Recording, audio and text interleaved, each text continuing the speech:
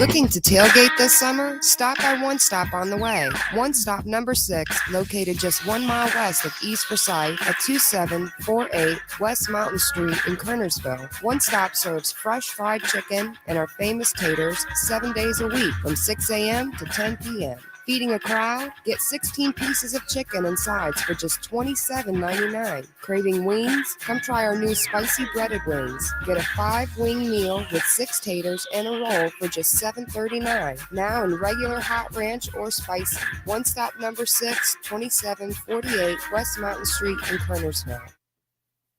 Maylor Family Chiropractic and Acupuncture, located at 205 North Cherry Street in Kernersville, is your family chiropractor. Dr. Maylor's goal is to treat and correct the underlying cause of patient symptoms, to alleviate pain, and to restore balance. Maylor Chiropractic treats pain, sports injuries, injuries from auto accidents, and much more. Start performing to the best of your ability, pain-free. Give them a call and set your appointment today at 336-996-3737. Maylor Chiropractic in Kernersville. This is Davis Troxler, the proud owner of North Carolina Golf Academy and the Director of Instruction. Don't let your golf game suffer from this dreary winter season. Come hit some golf balls, take a lesson. You can call us at 336-324-2374 for details. Thank you, and keep it in the fairway. This is Coach Rez, head coach of your Carolina Cobras arena football team. You're listening to TobaccoRoadSportsRadio.com, your home for Triad Sports. And you know this, man.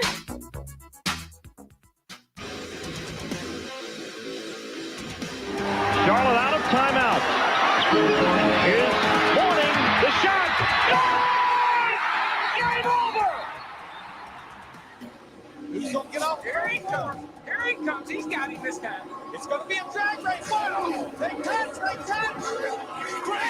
got him. Raven got him. By Lundquist. Now Ponikarovsky with it. 2-1 in front. Block there. Scramble for it there. They plug away at it. Still it's loose. Pump that by Cobleton. They score. Henry. It's over. The runner at third, nobody out in the first and didn't score. Second and third, one out in the second and didn't score. Smith corks one into right down the line. It may go. Go crazy, folks. Go crazy. It's a home run, and the Cardinals have won the game. Welcome to The Score. Here's your host, Brett Wiseman. Oh, are we going now? Oh, shoot. I'm sorry. Sorry, guys. I was just finishing up my lunch there. Welcome to The Score with Brett Wiseman here at Tobacco Road Sports Radio, TobaccoRoadSportsRadio.com. Alex Wober, Desmond Johnson, Christian Emery. NFL draft is behind us. Christian, you get an F. Yeah, I'm used to it. Biggest F, like, ever. I'm used to it. In the past 20 years of the draft. Like, you did terrible. Just god-awful. Yeah, I know. Sorry. Hey, I'm content with getting Ty Chandler. I'm content with that. That made it a little bit better. You made but better still. signess after the draft. Oh, yeah. Thomas Hennigan. Yes, I know. And I'm just, I don't know. It's been a week and I'm still trying to process exactly what Ladies they and did gentlemen, in that draft. The president of the Minnesota Vikings fan club gives his State of the Vikings address. I knew that text would come back to bite me. Anyway, the only reason I can figure out that they did not draft a quarterback is because they're going to give Kirk Cousins this year is going to be his make or break year. Granted, he's already had that 3 or 4 times by now, but here we are. They didn't take a quarterback because, outside of Kenny Pickett with his tiny hands, it wasn't really that deep of a draft class for quarterbacks anyway. And I guess they think that the problem was more Mike Zimmer, Rick Spielman, who Kirk Cousins did get along with or didn't really talk to from what I've read. So they're just going to go give Kirk this year with a pretty good offense. Need to tweak some offensive line things, but here we are. And then they're going to see with a head coach that he's worked with before just to see what he does. But for me, it's a make or break year for Kirk Cousins. And I think anything less than a second round playoff, well, if don't make the playoffs, I think he's gone. If he makes the second round, consider it, and then I don't think they're going to get far, past any wild further card than that. weekend. Axe. No, yeah, pretty much. I think you're right. I think this is a make or break year. I feel like Carolina might do the same thing with Matt Corral. No, sorry, Matt Corral. By the way, it's pronounced Corral, like Golden Corral, who, by the way, came to his defense on Twitter, oddly enough. I don't know if anybody saw that. I saw it. They've been poking around Golden Corral for a couple of days, and finally Golden Corral's Twitter account responded to yes, they responded with, words of encouragement and wisdom, and then added a disclaimer: not liable for food poisoning caused at any of our 350 terrestrial U.S. locations. Yeah, don't let him dip his finger in the chocolate fountain. Yeah, no, nope. I swear I'm never going to a Golden Corral again. I went to one when I was 12 on a summer church trip. Never happening again. They're absolutely not sponsored by Golden Corral. Golden Corral's the spot, man. You gotta go to the newer ones, the ones that are remodeled. They're actually like clean looking. Like there's one. Those exist? Yeah, there's one on Wendover in Greensboro that's been remodeled, and there's another one I can't think of top of my head. Another one in Haynes Mall. Yeah, the one in Haynes Mall is okay. Yeah, they're all right. But it's not Texas Roadhouse right next door, right? Oh well, if Texas Roadhouse was a buffet, then it would win hands down. But yeah, it's also very crowded. It's hard to get in there. It takes about 3 business days to get a table. Anyways, Alex, the best thing I can tell you is B-ish. I see Kenneth Walker Rookie of the Year. I'll take that on your screen. I was shocked when you had back-to-back picks early in the second round. Neither of them were on a quarterback. Granted, I see the logic in it now, seeing how far everyone not named Kenny Pickett fell. Well, the way I look at it is, and I think a lot of Seahawks fans look at it the same exact way, is this draft, everybody, including myself, if excluding Seahawks fans, pretty much thought that they were going to go quarterback second round. If Malik Willis fell, if somebody that they liked fell. They met a lot of times with Malik Willis. We got to that pick, and what do you know? It's not a quarterback. It's I believe they go Kenneth Walker, obviously, with the second pick. I think they went corner with that first pick in Kobe Bryant, or I could be wrong. It could have been Abraham Lucas, one of those two guys. But my takeaway from this draft was, yes, we didn't go quarterback, but they were building this team around Drew Lock. They're going to give Drew Lock a chance. And that's the way I see it right now, is that even Pete came out and said, we're probably not going to trade for a quarterback. But he also said the day before that we weren't trading Russell Wilson. So take that message with a grain of salt. But yeah, I'd take a B. I think it's an A, just because we went with players that I wanted for the first time and since probably 2011. So I'll take a B. Well, here's the thing. You addressed your needs 100%. But the Vikings, you, and the Carolina Panthers, I feel like all three are in the same boat. And that's where we're going to tie this whole discussion in. All three of you have quarterbacks that are either fringe starters or are overpaid current starters. Drew Lock is a fringe starter. The other two are wildly overpaid, mediocre quarterbacks. Am I wrong? I think you're hitting the nail on the head there, because I can't really grade Drew Lock yet because we've only seen him for maybe a full season, and his best game was against the Panthers. Right. It played with an inept offense. We'll call it that, with Denver. Barely had an offensive line in front of him. Barely had time to move or breathe back there. So I feel like all three teams are in the same boat, where this is the make or break year for all three of those quarterbacks. Only one of the three took one in this year's draft. The Panthers took a chance on Matt Corral. I think that's a great pick. I think if you're going to take a chance on somebody, if there's one guy that needed for sure to sit behind a guy for a year, it was Matt Corral. Malik Willis, same thing. Both those guys are too raw and have way too much wild arm strength needs to be reined in a little bit. But do you really want that guy to be that you're learning behind to be Sam Darnold? That's the other thing. The thing with Sam, I've had some time to kind of reflect on this now with Sam Darnold. And honestly, he is what he is. He's not going to be a top tier elite Pat Mahomes type quarterback. He's just not going to be that. But he doesn't have to be for what he has around him. He doesn't need to be that at all. I've said it before, he just needs to be Troy Aikman. Throw it for about 250 yards a game, 2 or 3 touchdowns, no interceptions, about 60% completion rate. And that's it. He doesn't need to do anything End else. up with a massive TV deal. Yeah. Well, that's after the fact. But for what I need him for in Carolina right now, that's it. And that's what he was doing the first 3 games. Now, if he can't do it after what they have done this offseason, then yeah, that's it. Sam, you're pretty much going to be a wrap, and it's going to be even harder for you to find a job than it is for Baker Mayfield right now, apparently. But if he can't do this with a revamped offensive line that literally looking at the names, they've gone from probably the worst offensive line in the league to probably a top 10 unit for what they did to fix this offensive line. You're going to have Christian McCaffrey back healthy, and he was undefeated with McCaffrey in the lineup. You've got a full wide receiver room. You've got a young, hungry defense. There is no reason for Sam Darnold to not succeed. But I'm happy that Carolina didn't reach at 6 because I was starting to get worried they were going to just pick a quarterback at 6 because everyone was telling them to.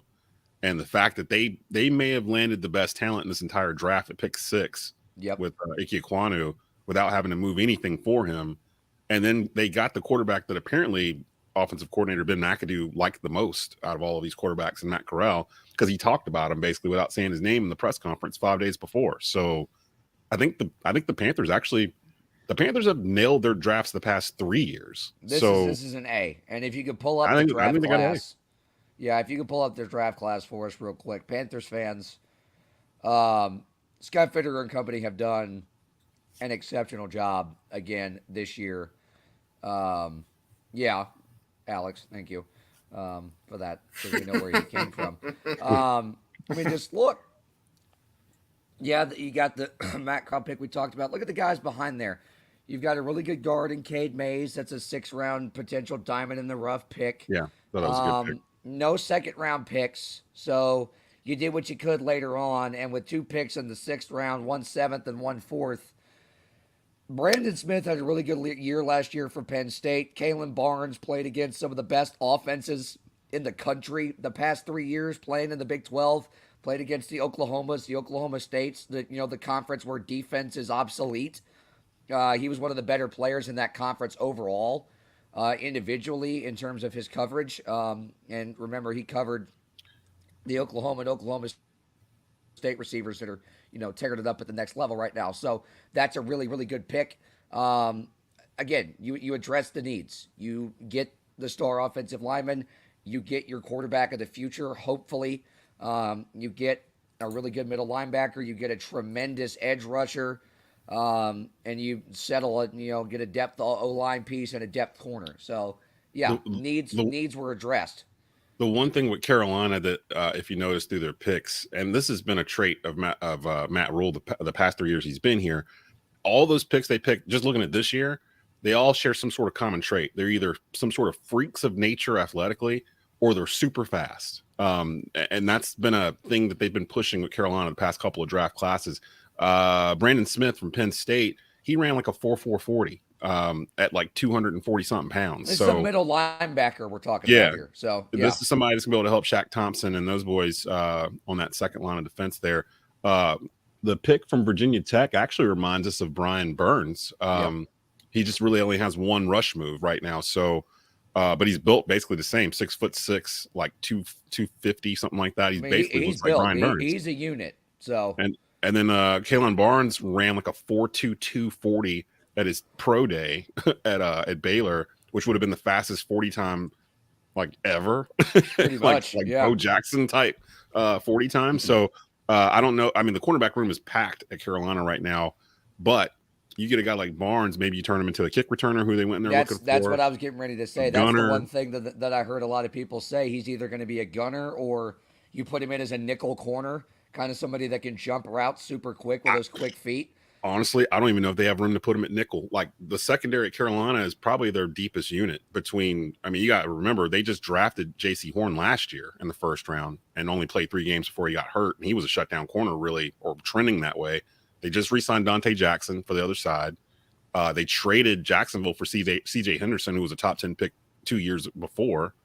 They still have, guys like Troy Pride and Keith Taylor, and they've got it. That's why Gilmore didn't come back, because although he lives across the street from Scott Fitterer, there's just no room in the cornerback room for a 31-year-old cornerback. And, shout out to him. He got a great deal in Indy. But the Carolina picks, they go with what they needed. People were mad they didn't have a second-round pick, but they didn't need one. They had 11 picks last year. Like, you don't have to go into the draft with 20 picks. Like, just get what you need.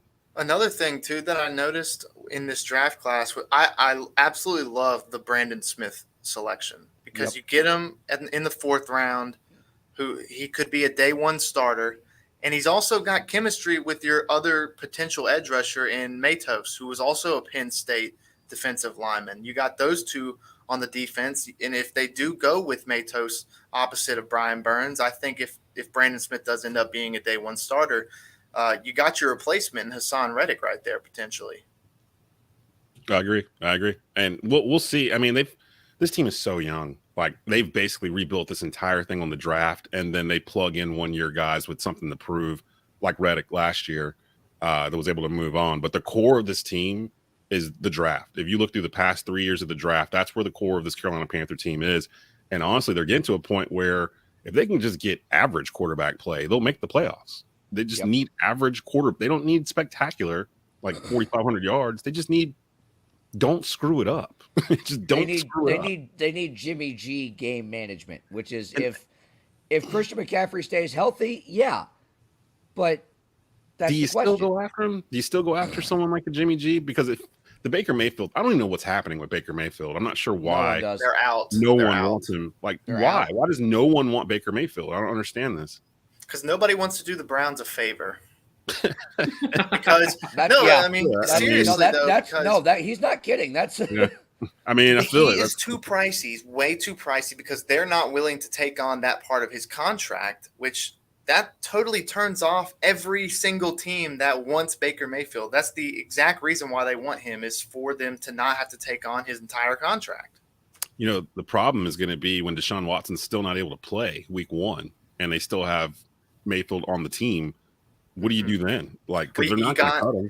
You have teammates now talking trash about Baker Mayfield. How one of the teammates, I think it was unanimous who it was, or they said that, talking about the OBJ post earlier in the season, how his dad posted highlights of Baker missing OBJ. This anonymous player said, "I don't need to look at that online. I see it every day in practice." Wow. I mean, but he had Jarvis Landry on the other side. He had weapons all over the place. Was he supposed to just force feed it to OBJ like all day? Like, and OBJ was coming off an injury, wasn't he? He was. Yeah. He's always injured. I thought it was something like off the field. Like, there was something I forgot. Baker did. There had to be some kind of quarrel or something with management. Yeah. Something, I'm convinced something happened that we don't know about. Very quickly, because we got to get in a break here. I would like to give my Green Bay Packers a solid B.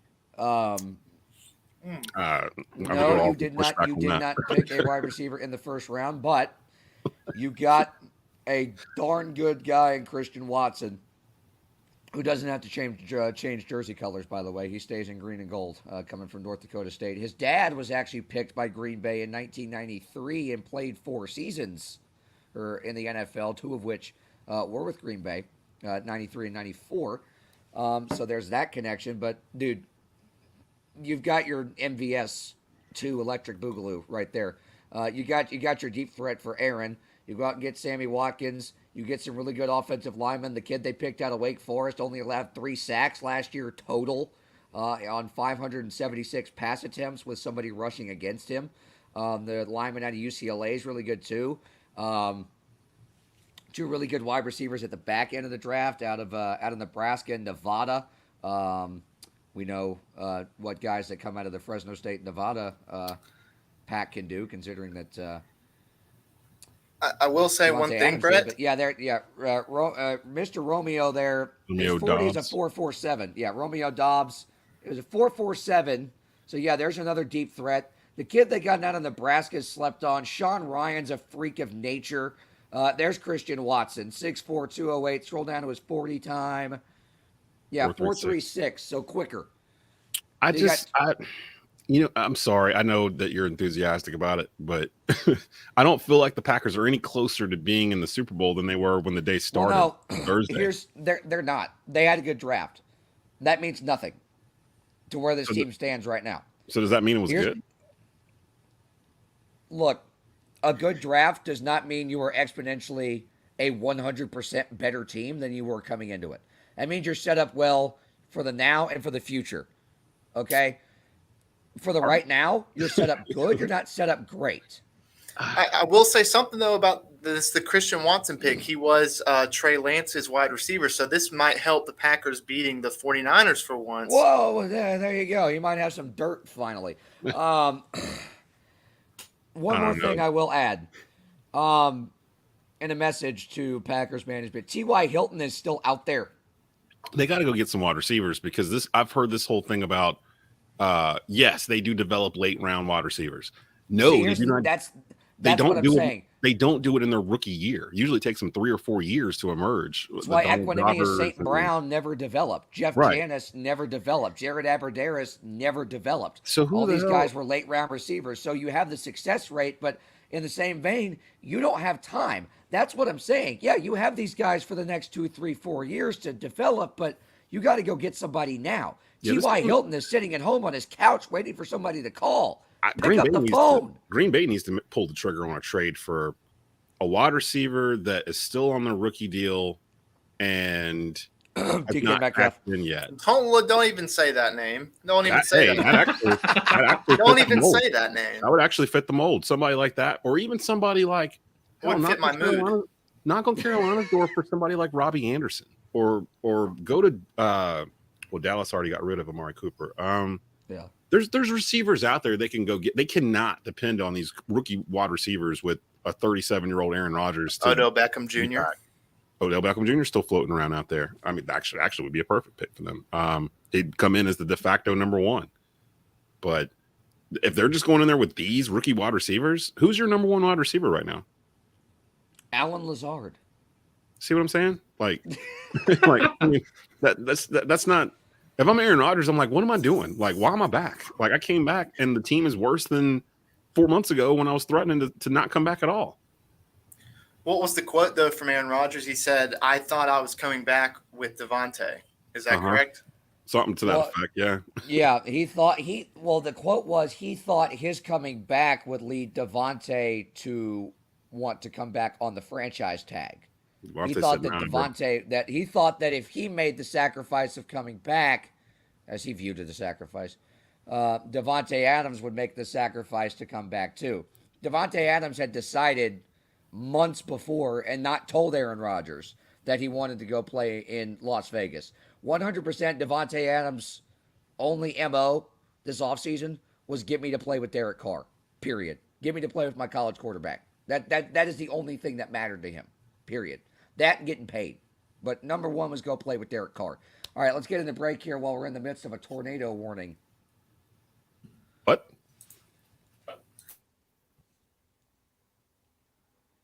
You are listening to The Score with Brett Wiseman on TobaccoRoadSportsRadio.com.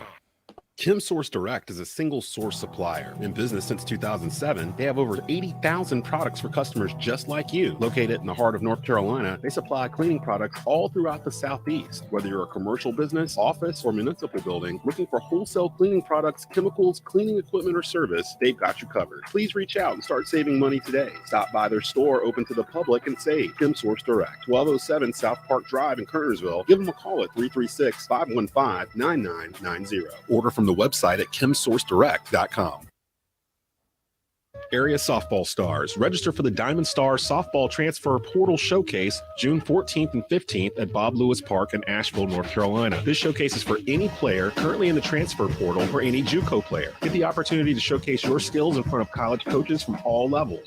Over the 2-day event, players participate in evaluations such as softball skills and metrics by College Sports Evaluations, drill and team practice participation, and playing in 3 games. For more information, visit DiamondStarEvents.net or email Coach Ben McKinney at bmckinney@DiamondStarEvents.net. Maylor Family Chiropractic and Acupuncture, located at 205 North Cherry Street in Kernersville, is your family chiropractor. Dr. Maylor's goal is to treat and correct the underlying cause of patient symptoms, to alleviate pain, and to restore balance. Maylor Chiropractic treats pain, sports injuries, injuries from auto accidents, and much more. Start performing to the best of your ability, pain-free. Give them a call and set your appointment today at 336-996-3737. Maylor Chiropractic in Kernersville.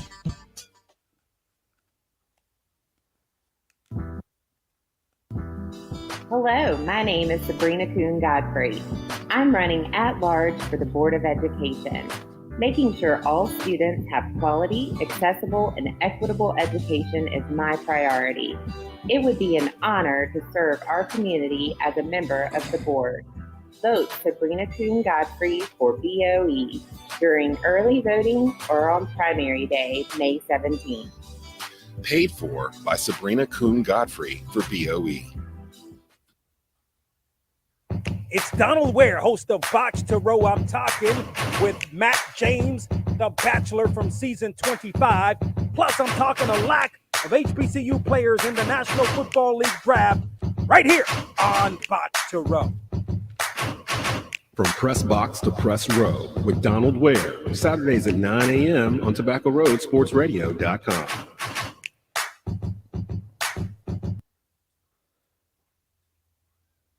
This is Davis Troxler, the proud owner of North Carolina Golf Academy and the Director of Instruction. Don't let your golf game suffer from this dreary winter season. Come hit some golf balls, take a lesson.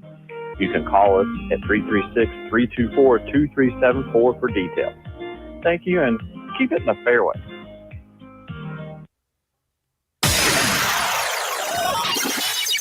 You are locked into Tobacco Road Sports Radio, your home for Triad Sports. And you know this, man. Welcome back to The Score with Brett Wiseman here on TobaccoRoadSportsRadio.com.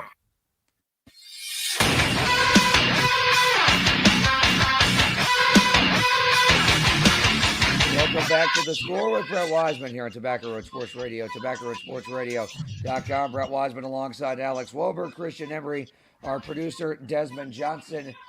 We will say, for those of you listening in Yadkin and Forsyth counties, we are under a tornado warning. That includes me and Des in Forsyth County. So stay safe out there, and hopefully we don't lose power in the middle of the show, because that would suck. Yeah, thanks. I appreciate the laughter there, Miss Byerly. Me and Christian will keep it going while you guys come back. There you go. Yeah, you two just babble on about something. I don't know. Christian's favorite quarterback on the planet has been was picked by the Washington Commanders, which is a bit of a shock, as was Bailey Zappi going to New England. Before we get into other topics, Christian, would you like to talk about your Lord and Savior? Okay, that's a little far. Yes, I like Sam Howell, and I wish he ended up on the Vikings, which obviously, as I talked about earlier, I can see why. But I'm just looking forward to it, because I think he has a good chance to be a starter by the end of this year, given the fact who he's going to be backing up. He's going to be backing up the often injury-prone, there we go, Carson Wentz.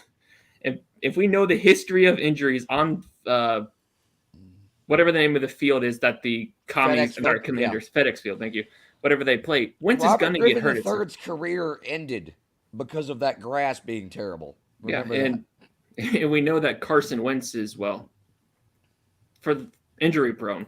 It's obvious. So the only competition, to say the least, the only competition he'll have for the backup spot is Taylor Heineke. And yes, Heineke has the NFL experience, but with De'Ami Brown being a Redskins wide receiver, you would think that Howell might end up over Heineke at some point. I'm not saying right away, but if he gets the chance, I can see him taking that ball and running with it, for lack of a better word.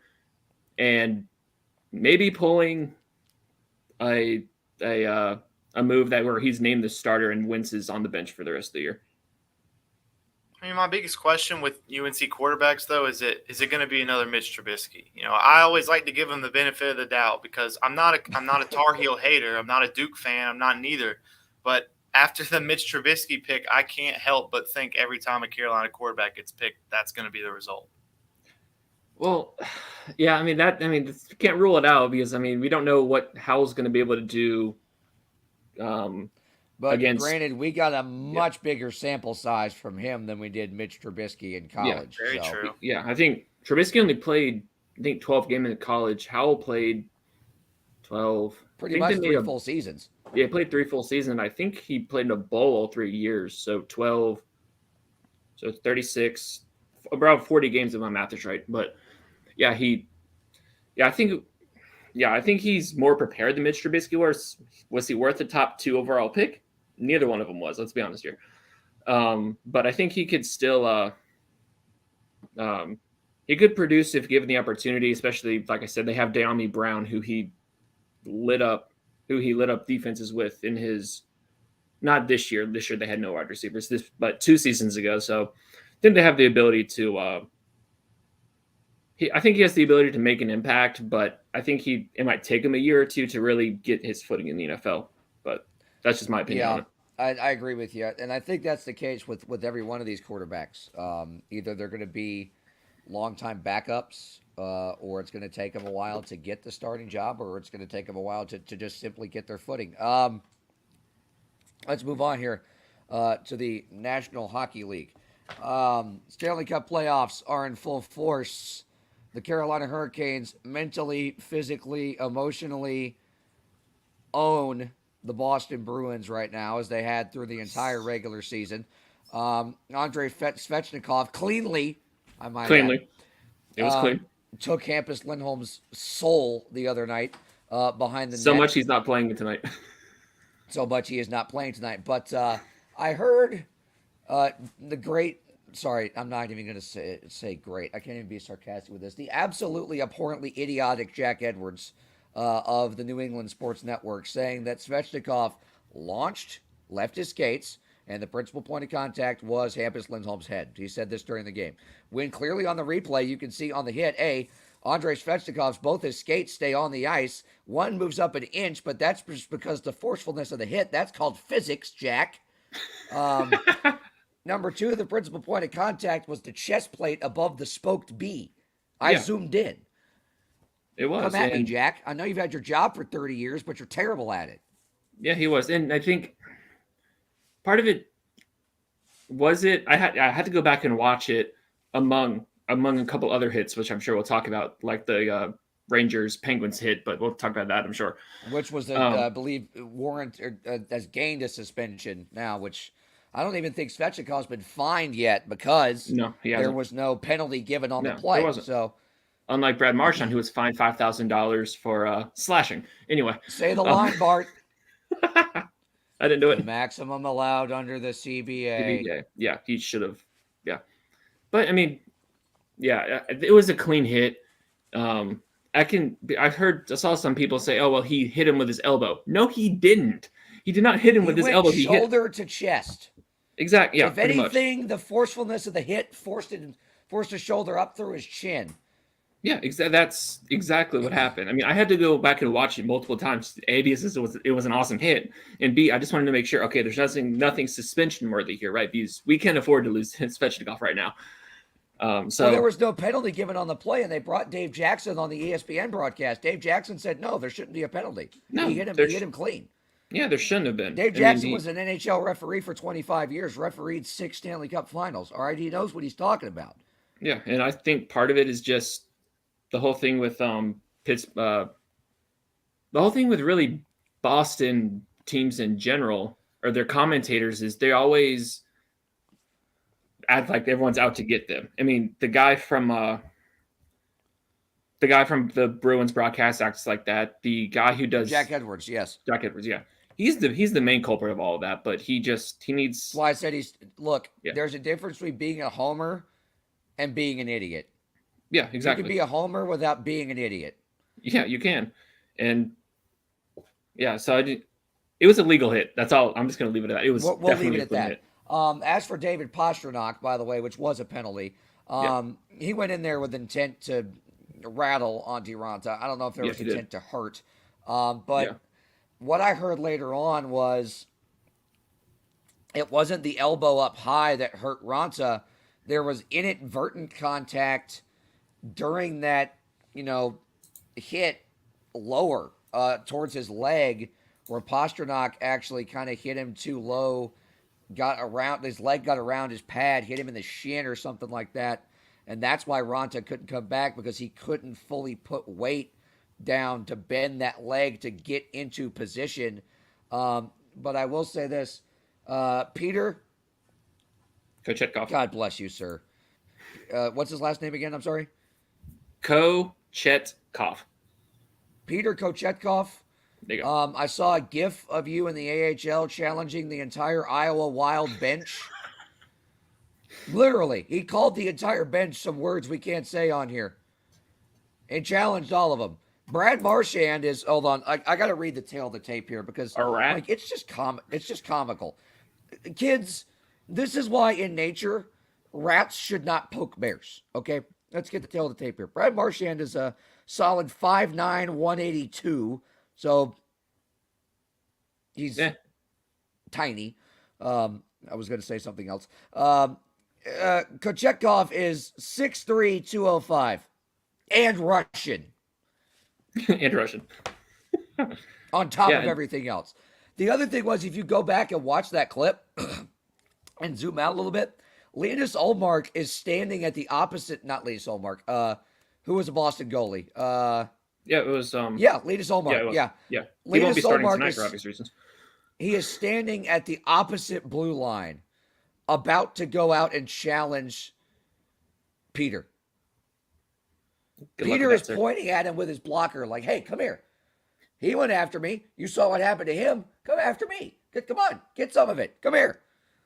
Yeah, and the funniest thing about this entire situation is... The best thing is this kid is 19. Yeah. He's not scared of anything. No, he's not. And from the team perspective, the best thing about this is they wanted to, I don't know if it was intentionally to like injure Antti Ranta or anything, but they wanted to kind of shake him or rattle him. But the thing is, you could see that hit was going to, that hit late in the first, they were starting to rattle the Canes and try to bully them into playing a street style game, which is and they were trying to draw them into stupid penalties. But and that's why guys like Vincent Trocheck are out there to not only to level things, right? Yeah, exactly. And not take stupid penalties. Because there's a line where you can get away with some stuff, but you can handle your business when the other team tries stuff like that and still stay out of the box. You saw how dangerous Carolina's power play was. Boston dug themselves a deeper hole by trying to draw Carolina into taking stupid penalties. They ended up with 4 or 5 guys in the penalty box at a time, and that's why they got blown out.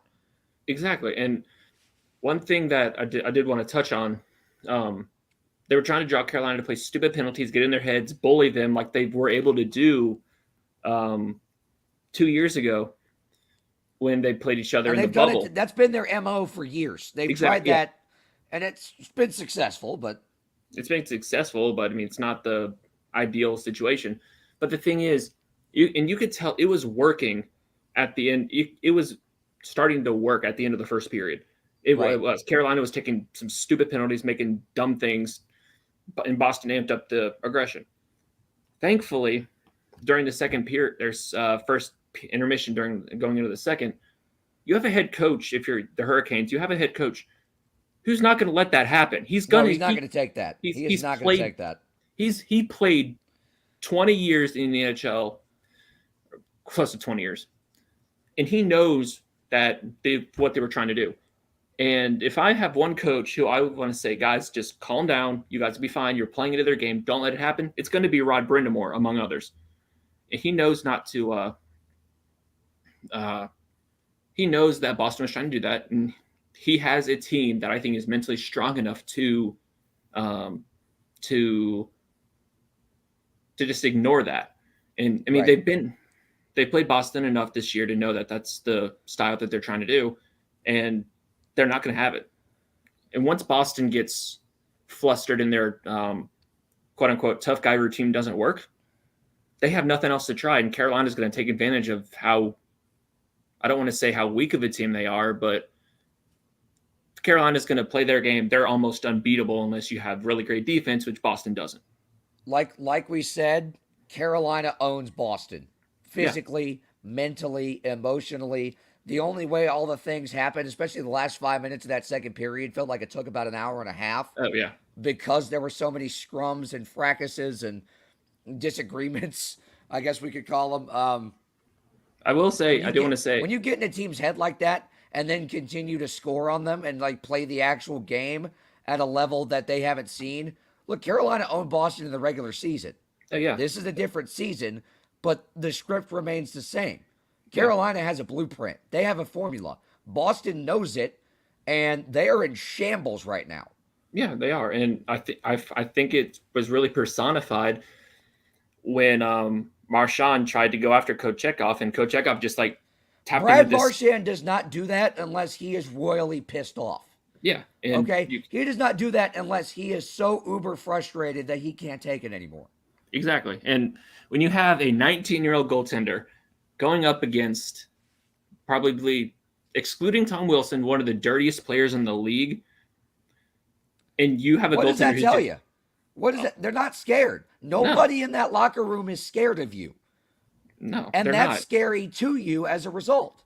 Yeah, and I mean, and when you have a coach that is as mentally tough as Rod Brindamore is, that's going to translate to the team, and the team's not going to take the crap from some team that's trying to bully you because they know they're going to lose the series, or well, there's a good chance to lose the series, and we'll see what happens in Game 3 tonight since Kochetkov's going to start and Boston is starting their the guy that's not named Almas or Almacher, whatever his name is. Starting Mr. Swayman, I believe. Yep. Yes. Yeah. That's even more pressure on Boston now. Yeah, you're down 2-0 going home with your backup goalie. Good luck. Remember what happened the last 2 times Carolina went to Boston? I think one game they scored 8 goals. So yeah, and I will say I will say we'll have to move on to the rest of the NHL in another segment, but I want to say this before you make your point. This whole mystique around the Boston Bruins that they think they could waltz into any arena and because they have the spoked bee, they can bully people. The Carolina Hurricanes have been dealing with it for 3 years. All right? Yeah. They're sick of it. They're absolutely sick of it. Boston still thinks they can use the "Hey, we're Boston" card. They can't. No, they can't. They're in shambles. Yeah, they are. And I think I will say I am a little bit apprehensive about tonight, given the fact that they're going into one of the most hostile barns in the league up in Boston. They're having a rookie goaltender who is playing his first career playoff start. It's his first career playoff start, and he's got what, a period and a half, 2 periods under his belt of playoff hockey. So yeah, and Boston is mad. So I mean, I'm a little apprehensive about it. But if the team can play in front of him like they're capable of playing, then I think he'll settle in. But I'm a little apprehensive just for that fact. But I mean, we'll have to wait and see what happens. Look, I know I'm biased here, but Peter needs to take notes from how Jordan Bennington handled going into that building and going into the Winnipeg whiteout as a rookie, and not being phased, not being shaken. Notes should be taken there. Cam Ward in 2006 went into some really hostile buildings too as a rookie. Probably the most hostile building in Montreal. More than likely, yeah. Went into the Bell Center and played lights out. One more thing before we get into break. There's somebody on Facebook in a Raleigh Moms Facebook group. This was sent by my good friend Graham Tuck. Neighbor just down the street started flying this flag. It's the storm warning flag. It's the hurricane flag. It is a U.S. maritime storm warning flag. Is my neighbor just enthusiastic about weather forecasts, or has this been adopted as a political meaning I'm not aware of? How in the are you living in Wake County and don't know what that is? Please stop talking. Get off the internet. All right, let's take a break. All right. Welcome back to the score. Listening to The Score with Brett Wiseman on TobaccoRoadSportsRadio.com. Franchise players. Welcome back. Sports Channel 8's Ben Swain. How you doing, man? I love that you guys are doing what you're doing. I love that we're doing what we're doing because the local sports fan is really underserved in sports radio here in North Carolina. Being able to, Monday morning after the New Carolina game, being able to listen to local guys talk about the local game. Franchise players every Friday afternoon at 5 p.m. on TobaccoRoadSportsRadio.com and at 6 p.m. on WCOG 1320 AM and WTOB 988. Ideacom NC, a trusted telecommunications company with 60 years of experience in unified communications. Ideacom is about more than just phone systems. They provide a full range of communication solutions. Whether your business is big or small, from churches to schools to fire departments, depend on the best in cabling, phone systems, IT support, and more from Ideacom of Central North Carolina. Top-rated customer service that cares about your business needs. Check out all the host of solutions at IdeacomNC.com or call at 336-854-4455. Ideacom NC. It's Donald Ware, host of Box to Row. I'm talking with Matt James, the Bachelor from season 25. Plus, I'm talking a lack of HBCU players in the National Football League draft right here on Box to Row. From press box to press row with Donald Ware, Saturdays at 9 a.m. on TobaccoRoadSportsRadio.com. Beamer Tire and Auto Repair, now with 3 locations across the Triad in High Point, Greensboro, and our new location in Kernersville. Beamer Tire and Auto offers full-service auto repair, all tire brands, free alignment checks, oil changes, and more. In Kernersville, check out the no appointment needed Quick Lube shop. Check out their thousands of 5-star ratings via Google and Yelp. They care because they know that you can go anywhere. So try a shop with a beating heart, not a bottom line. Beamer Tire and Auto Repair. Visit us on Facebook or at beamertire.com. Blue Naples Pizzeria in Kernersville is now hiring. Come work for one of the best Italian restaurants in the Triad. Currently hiring dishwashers, cooks, front cashiers, and more. Great hours, great pay. Give them a call at 336-993-7707 or stop by and inquire at 1519 Union Cross Road in Kernersville. Start working this week. Blue Naples Pizza. This is Coach Rez, head coach of your Carolina Cobras arena football team. You're listening to TobaccoRoadSportsRadio.com, your home for Triad sports. And you know this, man. Welcome back to The Score with Brett Wiseman here on TobaccoRoadSportsRadio.com.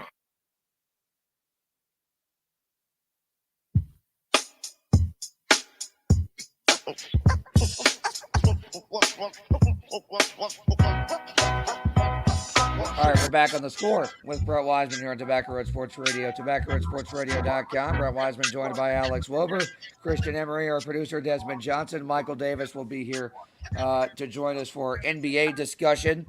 We'll get into the rest of the NHL. There are some really, really good series going on outside of Carolina, Boston. Of course, you got Rangers Penguins, which is I believe that's 1-1 now. Is that correct? Yeah, 1-1 after the triple overtime game in game 1. So they've already played basically 3 games at this point. And that's a whale of a series, so evenly matched. It is.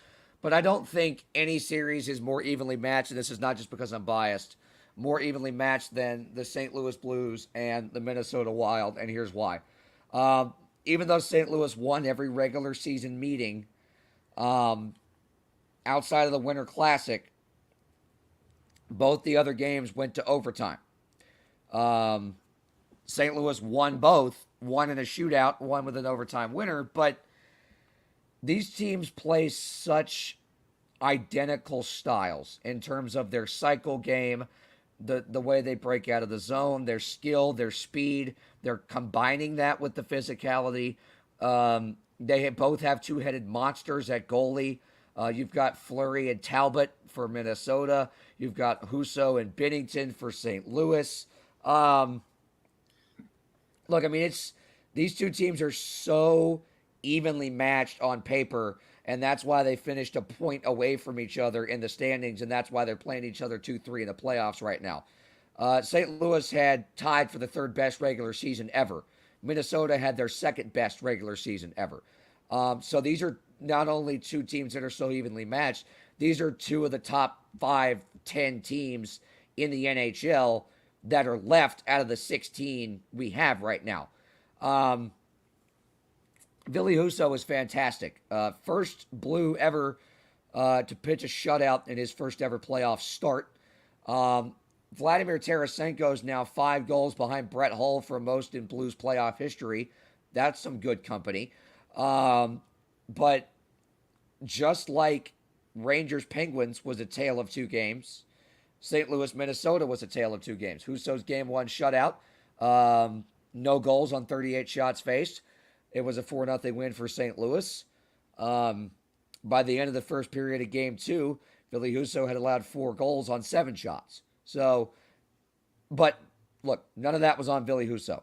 Okay? St. Louis played terribly in front of him defensively. Nick Leddy was out. That's not an excuse. That's more of a reason. Nick Leddy really stabilized that defensive core when he came in at the trade deadline. There's no Marco Scandella either right now. He's another really solid defenseman. Robert Bortuzzo got hurt late in the first period of that game. So now they're down for sure tonight in game 3 in St. Louis at the Enterprise Center. They're down Leddy and Bortuzzo for sure. Scandella's a game-time decision. So they had to call up Steven Santini from the AHL affiliate who's in their playoffs. The Springfield Thunderbirds are in the Calder Cup playoffs.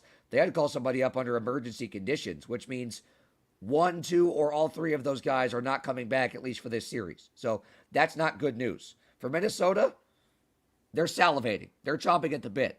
Kirill Kaprizov and company, that's another elite offensive team. St. Louis is elite offensively as well, but we saw it from both teams in game 1 and game 2. We saw St. Louis's top line get after it. Thomas, Buchnevich, Tarasenko, Jordan Kyrou getting involved. David Perron on the power play. Ryan O'Reilly. This is a team that's stacked with weapons. So is Minnesota. Kirill Kaprizov, Matt Zuccarello. Who else have we got? Matt Dumba is one of the better offensive defensemen in the league. Both teams are just stacked. Joel Eriksson-Ek, really good two-way guy, just like Ryan O'Reilly is. Hartman, 30-goal scorer for the first time in his career in the regular season. He had a couple the other night. Believe Hartman had a hat trick. It was called back after everyone threw their hats. So from the Blues' perspective, they got blown out, but they cost thousands of people their hats. Kirill Kaprizov later got a hat trick, so those who would have thrown a hat didn't have one to throw at that point. Anyways, this thing going back to St. Louis 1-1 was almost a given, and this is almost a given to go 7 because of how evenly matched these teams are. Christian, we'll get your thoughts on that one. Yeah, it's from what I've seen. Granted, we don't get them a whole lot here, but in Raleigh. But yeah, I think that series has potential to go 7. If you're asking, if I have a friend who lives in somewhere around St. Paul, Minnesota, and he said that he thinks it's going to be a great series, and I think it will be too. Potential to go 7. Like it already is, and it's already gotten incredibly physical, incredibly testy. I think these two teams have not liked each other because they're in the same division. Of course, they haven't liked each other all year. Yeah, outside of the Winter Classic, both times they played, it was playoff type atmosphere. Both those games were important standings wise too. So these two teams do not like each other. They have not liked each other. They've been on a collision course for the past month and a half. They knew they were probably going to play each other a month ago, and now it's happening, and they really, really don't like each other. So if you think Boston, Carolina is testy, watch St. Louis, Minnesota immediately following tonight on TNT because things will get heated. Yeah, and the same could be said for a series I'm sure we'll talk about in a few minutes. The Rangers and Penguins. That's gonna. Yeah, we kind of touched on a little bit, but yeah, those are two teams that really, really don't like each other and haven't for a very long time. Exactly. We'll talk about that hit that we touched on or teased a little bit earlier. Look, just like the Kyle Clifford hit in the Toronto-Tampa series, I don't know that it warranted a suspension per se, given other hits that have been made throughout the first 2 games of each series so far that were just fines and not suspensions. I don't think this warranted a suspension. No. Was it a dirty hit? Yeah. But you either set a precedent or you don't. Yeah, exactly. Jared Spurgeon, another elite offensive piece for Minnesota. The end of game 1, out of frustration, really, intentionally tried to injure Pavel Buchnevich of the St. Louis Blues by cross-checking him in the back of the leg while Buchnevich was down, and got a $5,000 fine, and that was it. It, again, brings into question, and we always go back to, Tom Wilson attempting to murder Artemi Panarin. By the way, that was attempted murder because he threw his head into the ice. Anyways, the NHL Department of Player Safety being anything but and inconsistent and just not living up to their name as a department. Yeah, the irony. The New York Rangers later retracted the statement, but their statement after that Artemi Panarin thing happened last year at the end of the regular season was the Department of Player Safety is not doing anything about player safety. No. When a team says that, you got a problem. And the league still hasn't done anything about it. But here we are. Yeah, the irony of it is I think it's still headed up by Brandon Shanahan of all players, but which is that number one, that's a mistake because when did he ever care about anybody else's safety, including his own? Yeah. And he would have run through multiple planes of plexiglass by choice. Yeah, Brandon, he was a great player overall, but I mean him of all people, he does not need to be the one deciding, okay, this is a suspension, okay, this is just a fine, blah, blah, blah, blah. He does not need to be the head of the department that decides that. And especially a guy like that played his entire career on the edge like he did. Anyways, this Toronto-Tampa series, really quick before we get in the break here in a couple minutes. Speaking of teams that don't like each other, but continue. Yeah, really. This is a pretty interesting little series, especially after Toronto blew out Tampa in game 1. Tampa has lost a game 1 in all but 2 series the last 2 years, the 2-time defending Stanley Cup champions, and they've come back and won game 2 every time, including this time around. I feel like this could be Toronto's time. I feel like game 1 they really proved like, hey, they know the narrative surrounding them given first round exits. I feel like Toronto went out there with something to prove in game 1, and they did it. They just met heavy resistance from Tampa Bay in game 2. Now's your chance. Now you go on the road into the house of the 2-time defending Stanley Cup champions. If you at least get out of there with a 2-2 split and go back to Toronto and have a chance to go up 3-2, you're sitting pretty. And I think Toronto's got a pretty good chance to do that. I'm sorry, Nashville Predators fans, you don't stand a chance. Your series is done. Your series is done, despite your rookie goaltender coming in and going brick wall mode. Did you see what the Avalanche maintenance crew, or not the maintenance crew, the scoreboard crew did during the Nashville practice? Yes. They left the score from game 1 on the scoreboard during Speaking of pettiness, the Edmonton Oilers have made it to Los Angeles to the Staples Center. The Staples Center. Screw it. It's not Crypto.com Arena. It's the Staples Center. I refuse to call it that. The staff there refused to give the Edmonton Oilers nets or access to the ice. Welcome to Stanley Cup playoff pettiness. Yeah, pretty much. What's the score in that series, by the way? That is 1-1. Edmonton, LA. LA went into Edmonton, took game 1, but McDavid and Draisaitl and company took game 2. Like we've talked about, the biggest question is goaltending, and it's been iffy to this point. It was better in game 2 than it was in game 1, but with Edmonton's goaltending, you can't trust it, period. All right, we got to get in the break here. Michael Davis, the Miami Heat fan, is coming in to tell us, help us discuss the NBA playoffs. Also, the Hornets have begun their coaching search. We'll touch on that as well. You are listening to The Score with Brett Wiseman on TobaccoRoadSportsRadio.com. Franchise players. Welcome back. Sports Channel 8's Ben Swain How you doing, man? I love that you guys are doing what you're doing. I love that we're doing what we're doing because the local sports fan is really underserved in sports radio here in North Carolina. Being able to, Monday morning after the New Carolina game, being able to listen to local guys talk about the local game. Franchise players every Friday afternoon at 5 p.m. on TobaccoRoadSportsRadio.com and at 6 p.m. on WCOG 1320 AM and WTOB 988. One stop number 6, located just 1 mile west of East Forsyth at 2748 West Mountain Street, Kernersville. A proud supporter of East Forsyth since 1983, serving fresh fried chicken and our famous taters 7 days a week from 6 a.m. to 10 p.m. For a limited time, grab our Wife Saver family meal for only $13.99. 8 pieces of chicken and sides for 4 for just $13.99. One stop. Come see us at 2748 West Mountain Street in Kernersville.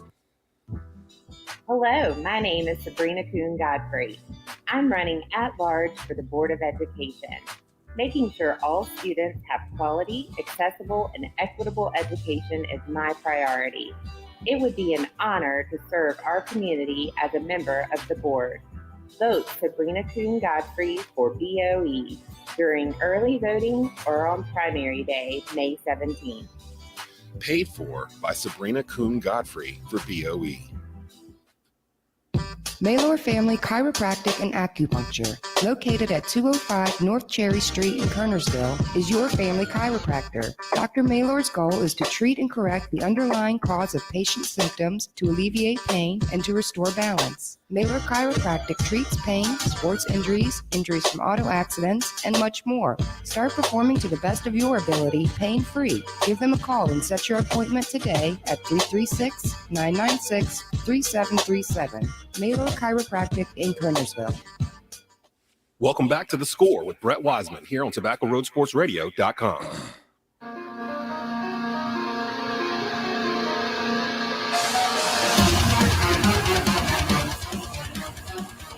Welcome back to The Score with Brett Wiseman here on Tobacco Road Sports Radio, TobaccoRoadSportsRadio.com. Brett Wiseman alongside Alex Wober, Michael Davis, and Desmond Johnson, our producer. Michael, your Miami Heat, they are sitting pretty right now, up 2-0 on the Philadelphia 76ers. My question is... before you do that question, and before we continue on with the show, I need 2 apologies. One of which was last week for Brett saying, you know what, I think Philadelphia can beat the Heat pretty handily. The second apology is around October, November time, you were dismissing Tyler Hero as the 6th man of the year. And my boy, 96 of 100 votes. Brett, you may have been one of those. Oh, wow. Yeah, he pulled receipts out on you. Wow. 96 of 100 votes. 96% agree with me that Tyler Hero is the 6th man of the year. Very underrated, as well as Miami's defense has been underrated this playoffs. And the Heat hopefully will handle Joel Embiid coming back tonight for Game 3. I think he's still questionable, but I expect him to play. But it's going to be a good game, and let's go Heat, baby. This is the level of pettiness that I've grown to love and respect on TobaccoRoadSportsRadio.com. I commend you, Michael Davis, for coming in hot with the petty. Good job. Excellent. Thank you. Brett, your apology? First of all, like to apologize greatly and blame Kelly Oubre Jr. completely for falling off the wagon from where he was and his scorching hot start that led me to be so excited about where the Hornets were going and give him the 6th Man of the Year award in November. I learned my lesson. Kelly Oubre, by the way. That was your first mistake.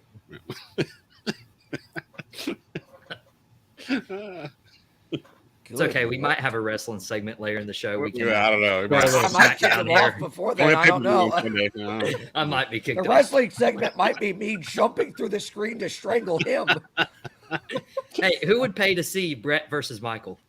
Is it Hell in a Cell, or is it like a ladder match? Like, what's the stipulation here? Like, I would love to do a ladder match, but cage match. there, be like No, Jeff Hardy and one jump off we're instead gonna of call it grabbing the title. WWE 2K22 on the PS5. That's how we're doing it. Hey, I'm down. Shoot me your I got one. PSN.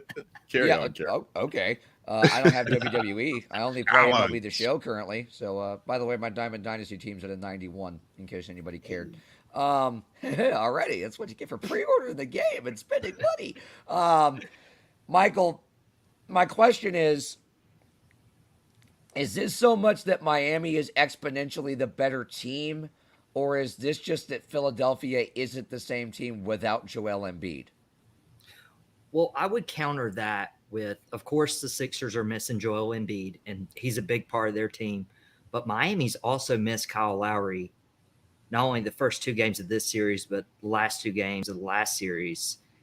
And guys like Gabe Vincent and Max Strus are stepping up. We haven't even used Duncan Robinson this series, and we're still winning, which is really fascinating because Robinson's one of the best three-point shooters in the league, let alone on this team, and we haven't used him. Like, we haven't needed to. Gabe Vincent has stepped up in this role. Jimmy Butler is just incredible, and the intensity by PJ Tucker has dominated Philadelphia. And I said on the show last week, I was more afraid of Tyrese Maxey than I was James Harden, and so far, Maxey has been a handful. Like, his speed has got him to the lane. He's got fouled, and Harden's disappeared in the second half of both games. Harden's disappeared since Houston, really. Yeah, Harden's disappeared, period. Ever since he showed up in that fat suit to try to get out of Houston that one day.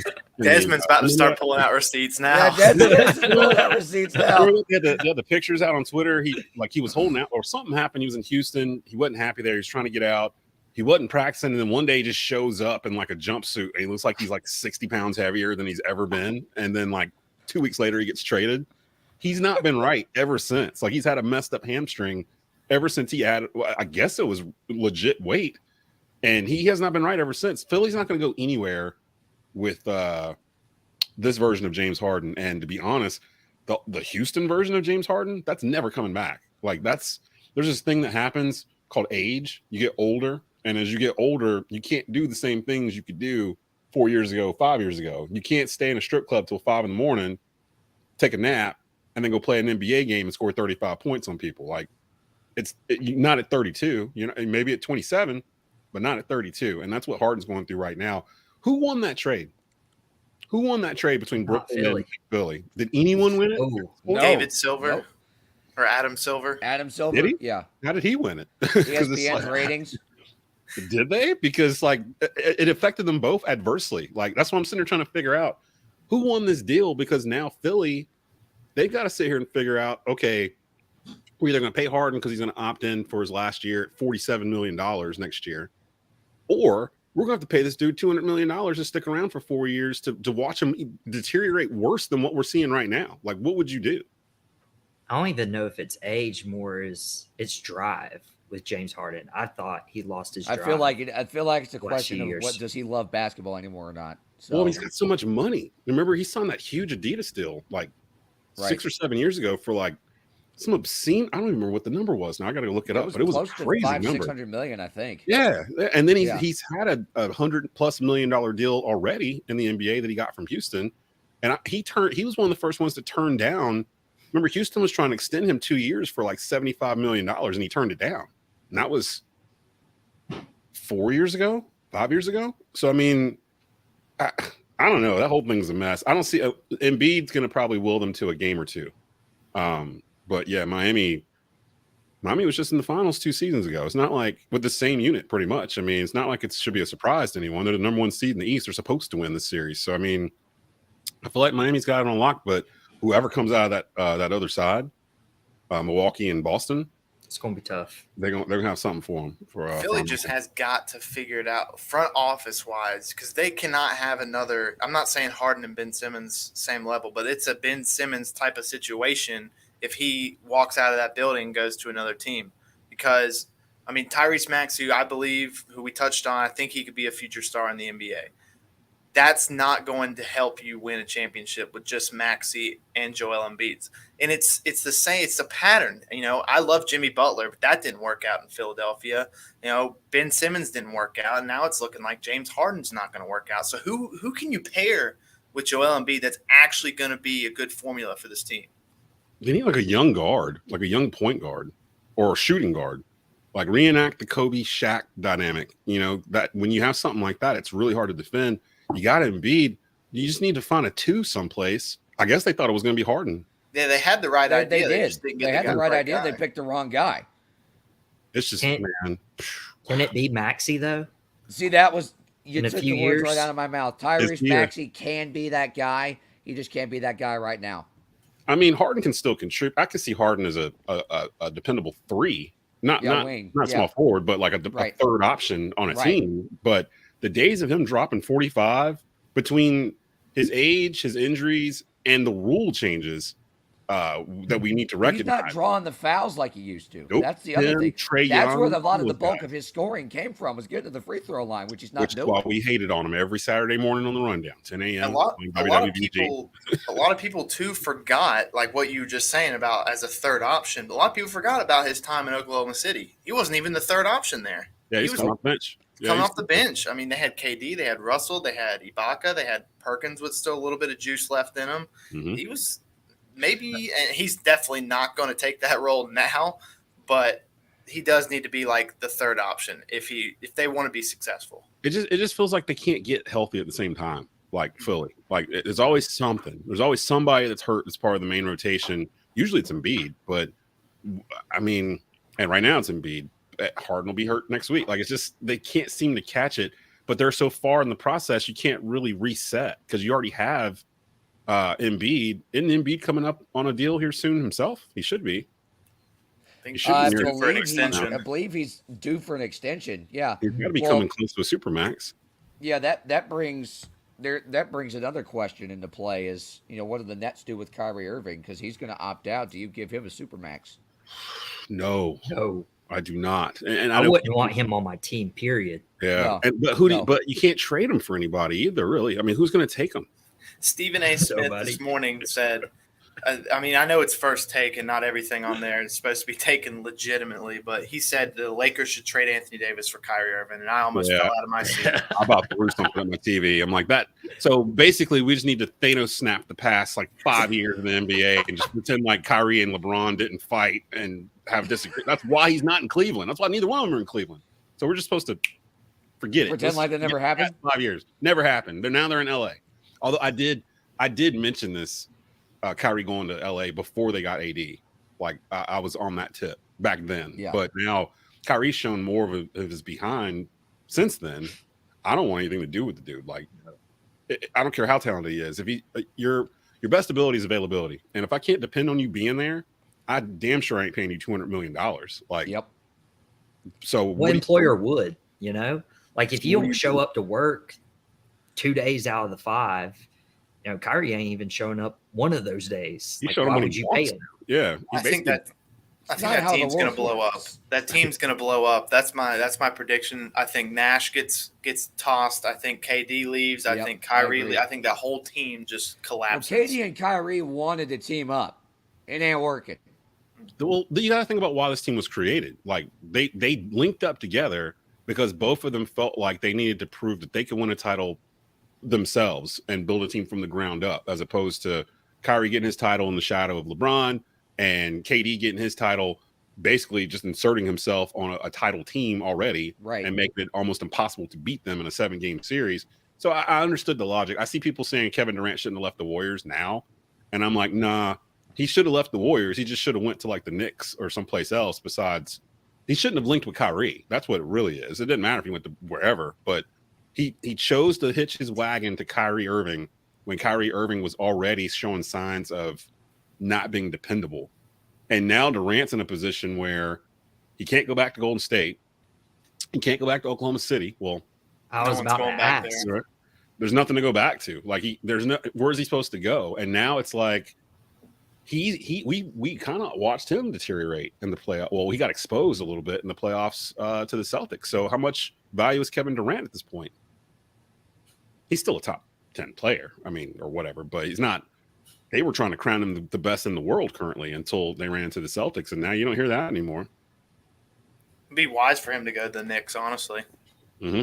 He could Very plug him wise. right there. We could plug in there right now. They'd be a top 4 team in the East. Mm-hmm. But it's the Knicks. Nobody wants to play for James Dolan and the Knicks. I would take No one Durant does. over my team over Kyrie any day. You would take Durant over? I would take Durant over Kyrie just because. In like terms we of the said, we impact can't on a rely team, Kyrie. yeah, because you can rely on KD to be there. I think that's that's the biggest question. Before we get to the break, He just wants to hoop. let's move on to the rest of the things that actually matter in the NBA playoffs. Golden State is getting shown moxie by the Memphis Grizzlies.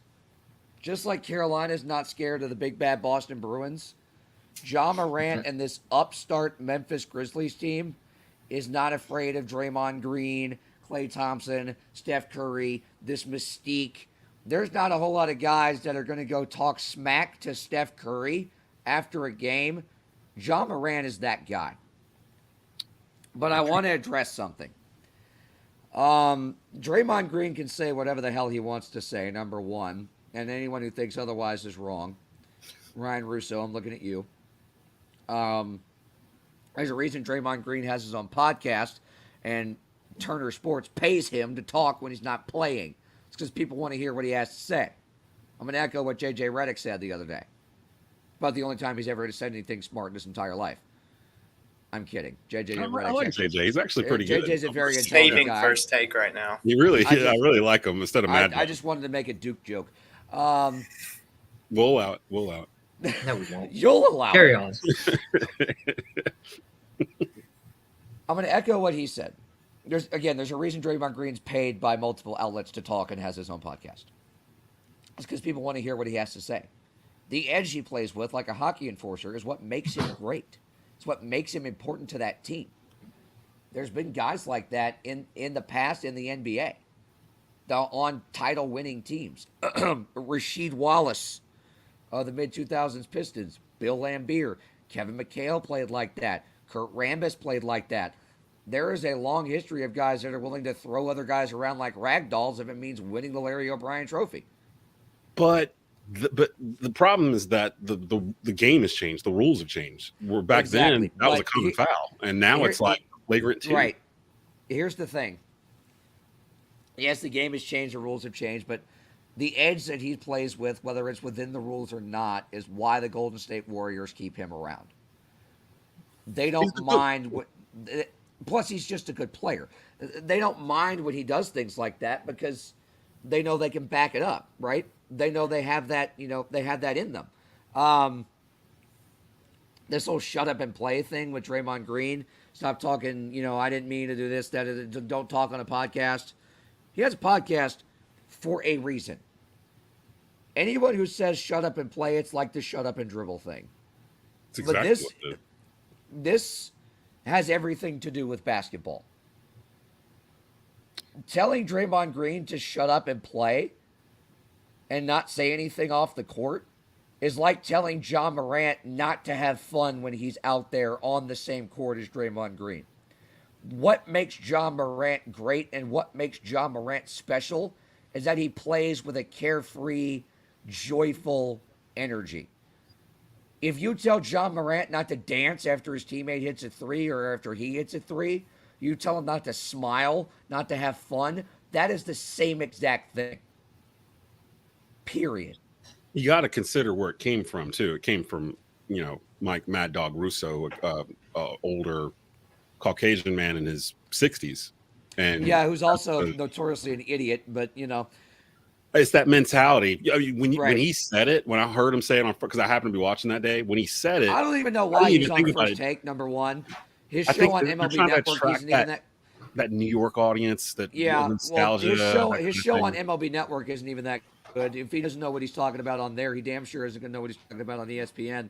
I just don't like the fact that he compares every NBA player today to Bob Cousy. Like nonstop. Like Bob Cousy wouldn't have done that. Bob Cousy is a top 10. I'm like, dude, it's 2022. Like these kids don't know who Bob Cousy is. It's not like Bob people are Cousy that, sporting- Bob Cousy that, Christopher Mad Dog Rosto. It's not like people are sporting koozie like sneakers and showing up at the Y. What, with Chuck Bob Taylor's? Cousy shirts? I mean, what? Like I don't. His I don't takes think I've are seen a old. Bob Cousy shirt jersey ever.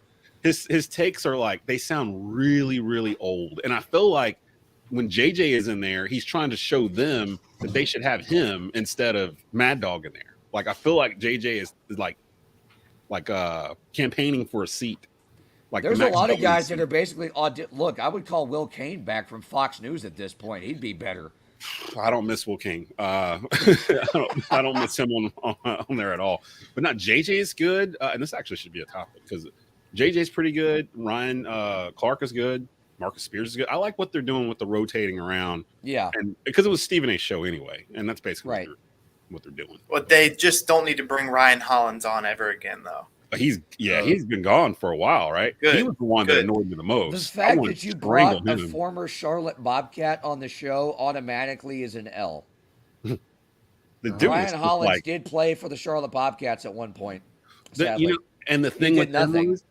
him was it feels like sometimes there are people in the media, local media too, here where we are, where it feels like they give a take just to get a reaction. It's not Exactly. what they actually believe, and that I can't stand There's a that. guy that goes by the name, starts with a J, that kind of does that a lot, ends with an M. He's on the air right now too. Yeah, so- I'm not gonna. I wasn't gonna name any names or anybody. No, but we're not naming any names, but we're stealing his listeners slowly. But but anyways, yeah, I mean, I'm just serious. Like you can tell when someone gives a sports take, and either they believe it, or they're just trying to get clicks or right. Oh yeah. or views. Just You know, think about Ryan Hollins and Max Kellerman. For every time I hear those two names, the immediate quote from them is Kawhi was more clutch than Kobe. How can you sit there and talking with a about straight face and say that? that's just designed to get people to argue, or the ones like Jay Williams right now is on this whole LeBron is better than Michael Jordan tip. Mm-hmm. And I'm like, dude, you were old enough to know better. You actually watched Michael Jordan as a child. Like you've watched all of LeBron stuff. You played on Chicago too. Yeah, Dez, you played know in why? Chicago. You know why? It's because he's a Dookie. Yeah, well, yeah, that's part of it. But he's actually been on College Game Day with a Michael Jordan jersey on before. Like there's a picture out there right now of him pulling up in his suit before Carolina Duke game on the court, and he's wearing a Jordan 23 authentic Carolina jersey. He was a Carolina fan as a kid. So it's like, don't give takes. Don't give takes just to give takes to get people to give you clicks or views. And don't give takes that try to make you appear that you are older than you are. Those are the two things that drop. Like I don't sit here and talk about Wilt Chamberlain like I saw him, because it wouldn't be authentic. It wouldn't be genuine. But I hear people doing that all the time, where they'll give a take on something that happened 20 years ago, like they were there, or it just that listeners can see it, they can hear it, and they go through it, and they're just like, nah, I don't want to associate with this. So we don't do that here, but other places do, and I don't know. I just wanted to address that because it really, really bothers me. really grinds my gears. Grinds my as Peter gears. Griffin says. It really grinds my gears. You Are know you what going- actually does grind my gears before we get in the break here? Major League Baseball, a lot of things grind my gears in baseball. The commish. Yes. Yes. Grinds my gears. Before we tease that, yeah. You remember Timmy's dad from the Fairly Odd Parents? Always yelled at Dinkelberg. That's what I say about Rob Manfred all the time. Like something stupid happens in baseball. Oh, we're going to implement a pitch clock. We're going to speed the game. Look, I did a high school baseball game last night. There were 2,000 kids, mid-teens behind me, streaming into the game. It literally There was sounded no like y'all were pitch calling clock. it from the bleachers when I went back to listen to some of it. It sounded like y'all were in the bleachers calling Those the kids game. were on literally on They're top like of on us. top of y'all. Like, oh my God. This This whole, isn't- we have to speed up. We have to speed up baseball to get kids interested. Those 2,000 kids in Clemens say otherwise, Rob. You don't need Hey. a pitch clock. You don't Hey, need. this you know- isn't clickbait, but I'm a fan of the pitch clock. Please Hot get off my take. show. But No, what they need to is do this over two? they need to fix Angel Hernandez. That's what they need to do. I'm on two You don't strikes right fix now. Angel Hernandez, you hope he retires or gets cataracts. Oh goodness. Not gonna lie, there were kids that were yelling at the home plate umpire last night, calling him Angel Hernandez. That means kids not only watch, but they listen to us. Can we debate this in the next segment? I really want. Yeah, let's take a vouch break. for Let's the get there. We didn't even get over to Milwaukee, Boston. Like I'm looking It's at okay. our Milwaukee schedule. wins. I'm looking at our That's all we schedule, need and to I'm know. just like, we just veered off completely off the rails from what was supposed to be in the segment, but somehow talking about a high school baseball game and pitch count. Like, I don't know how we got here. Nothing wrong with it. Milwaukee wins. They're, Do they? Do they? They do. See? Now tomorrow on the rundown, Brett's going to be on second hour. We are going to get into is Giannis the best player on the planet? I feel like no one gives him the credit he deserves, and we're going to really dig into that because he should be. That was a good plug. I think he is, but He's pretty much unstoppable. 10 o'clock Saturday morning. He is a great freak. He's a great freak of nature. I mean, look, the only guy you have to defend him is Jason Tatum. He's a walking 25-5-5 every night. Mm-hmm. Yep. He's Shaq with handles. He's Orlando Shaq with handles. That's and a jump shot. And that can which is shoot. frightening. Exactly. Yep. He's downright frightening. Like, you can't guard him. His evolution is what scares me the most. I actually saw him play his rookie season when I was in New York for a vacation. I saw him play at the Madison Square Garden, and these Bucks fans were sitting behind me and my dad and said, "I promise you, this kid's going to be the truth." And we laughed in their face. So I apologize to those Bucks fans out there who were 100% right. Giving out apologies on this Friday on the scores. Oh, We're handing out apology apologies to everybody. Friday. There's no way they knew that Giannis was going to be this. Like, Oh, they were just no saying way. that, but I mean, No, they were just right. saying. I don't think they actively knew that, but there's no you know. way. I mean, I don't even think Giannis knew he was going to be this. Like, like this is You insane. think Giannis went into the NBA thinking he was going to get his own shoe? Right? No. Yeah. You know what I mean? Like, it's if LeBron was born 7 foot. It's kind of Literally. like what it is, sort of. Actually, I like my Shaq comparison, bro. He's Orlando Shaq with handles and a jumper. That's literally Orlando Shaq with handles and a jump shot. it's the most frightening thing that you could possibly have because he does the post up moves from the 3-point line. If you ever watch him, like he'll dribble for a little bit, and then the difference between him and LeBron will dribble for like 8 seconds. And he'll put his and head then down. he'll just lower his head and go. Yep. He won't make a move. He just lowers his head and goes to the rim. And usually he'll fade back and shoot or something instead of going to the line. Giannis doesn't do that at all. Giannis gets the ball, dribbles about 2 or 3 times, and then he decides, I'm going into the lane and you have to stop me. And he's got turns, spins, hooks. I mean, like you can't guard the dude. So Giannis actually wasn't a lottery pick back in 2013. Do you remember who was the number 1 overall pick that year? Anthony Bennett. 2013, Anthony Bennett. Wow. Cavaliers. Oh my God. He's not. Imagine what could have changed. Don't Pretty sure remind me. Nerlens Noel got picked ahead of him too, didn't he? Or was that a different draft? Actually, that's a fun thing to do. It Let's was ball that Noel, pick before Bennett, Yeah. Oladipo. Yeah. Let's see who was picked before Giannis. I mean, that was a weak draft, though, right? Outside of Giannis, yeah. Pretty much. But imagine if Cleveland drafts Giannis. Was Michael because Carter Williams? like a year or two later, LeBron Oh came God, back Michael home. Carter, don't no. And it would have been Giannis I don't want to and think Kyrie. about any of these people, Giannis, Alex. Kyrie, and LeBron. I don't want to remember any of these people exist. And then the next year they got Wiggins. Oh. So Well, that's Gobert because was in that relevant- draft. Which Otto they was used first to round trade pick. for Anybody's mentioned Kevin the past Love. 45 seconds of the program. Porter's Cody Zeller. Cody Zeller. How in the world did Charlotte take Cody Zeller 4th? Dennis Over Schroeder was in Giannis. that draft. This wasn't a very good CJ draft. McCollum was a top This 10 was pick. this was the point in Charlotte basketball history where Michael Jordan was obsessed with white guys from the Big Ten. No, not just white guys. It was like 6'9" stretch forwards that couldn't shoot. So it would be like Cody Zeller or what was the dude's name? Frank Kaminsky. Frank Noah Kaminsky. Vonleh. Noah Vonleh. from Oh my Indiana. God, Noah Vonleh.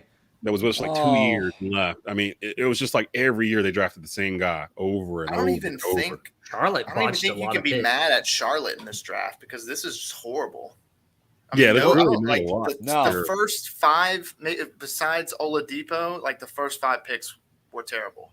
Yeah. Which Giannis turned that organization around. He could have done that for Oh, there's no any of the question. 14 Mhm. teams that Could've did it for picked Charlotte. above Milwaukee. Yeah, could have done Charlotte. Yeah, this whole draft is just trash. I've been looking at the draft. Like, there's not a single dude in this draft where I'm like, oh, okay. That guy's a baller right now. Where did Anthony Bennett went to Georgia, didn't he, for a year? Who? Isn't that where he went? Anthony Bennett went to Georgia? Yeah. No, UNLV. UNLV. You could say the second best player in that draft was either Gobert or McCollum. But there's a gap between them and Giannis. The problem is there's three guys in that first round that have meant anything. And that's it. Steven Adams is not bad. A lot of role players. Reggie Bullock. Exactly. Nathan Plumlee, Shane Larkin. These are first-round picks that are Rudy Gobert's in there. Yeah. Oh, you mean the guy that shut down the entire universe? Yeah. Best defensive player of all time right there. Patient zero. He was picked 27. So what I'm hearing, though, is there's only 3 All-Stars from that draft. Yeah, like the entire thing. Like I'm looking at the second round.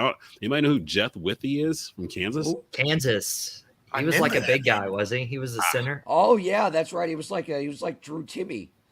Oh my gosh. Jeff Withey. 5 years ago. Glenn Rice Jr. Glenn Rice Jr. is Oh in yeah, here. Glenn Ryan Rice's kid from Michigan. Forgot about that. Ryan Kelly. Ryan Kelly from Duke went. Oh my God, man! Ryan I hated Kelly. Him shooting threes. You know what name I wish I would either hear make more 3 in a often? row or he'd miss. Or he'd miss them all. 10. He'd miss them all. I wish I would hear Mr. Zubek's name more often. Brian Zubek. Brian Zubek. Nothing gets under I my love skin Zubek. more. Nothing gets under my skin more for memories playing 2K13 my career and hearing Stern go, Anthony Bennett, #1 pick. And then I get picked like second round or after Otto Porter. Come on. Otto Porter playing pretty well for the Warriors right That's now. true. He's a rotation piece. But I mean, 2K. we got to think too. This was what 9 years ago. He also is a not that long ago. He's a Shaqtin' the Fool Hall of Famer, though. That's true. And again, so is JaVale McGee. Oh, he's the king. JaVale's still going. They still do that? They still do Shaqtin' the Fool?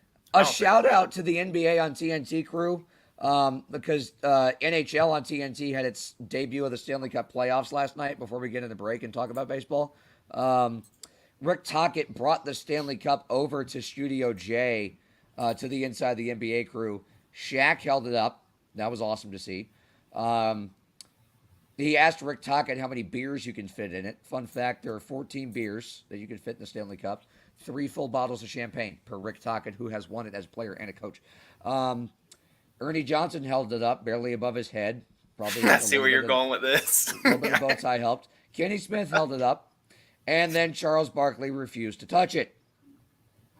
However, I will give credit to Charles Barkley because the one thing with the Stanley Cup and technically all of the postseason championship trophies is you don't touch it unless you're given permission to touch it, especially the trophy with the mystique of the Stanley Cup. Right. The Stanley Cup is the most mystified, heavily guarded trophy in all of sports. Like, they have Canadian Mounties that stand there motionless and guard this thing at the Hockey Hall of Fame. You don't have this has to probably be the dirtiest trophy in all of sports, doesn't it? Well, that's why they have to like actively clean it every time after it's used. If you go back and watch what St. Louis did to it in 19, they took it to the Anheuser-Busch Brewery. Okay, they got off the plane, took it to an Anheuser-Busch brewery. The beer that is sitting next to me was brewed next to the Stanley Cup. That's why I haven't opened it, because it still has Stanley Cup residue on it.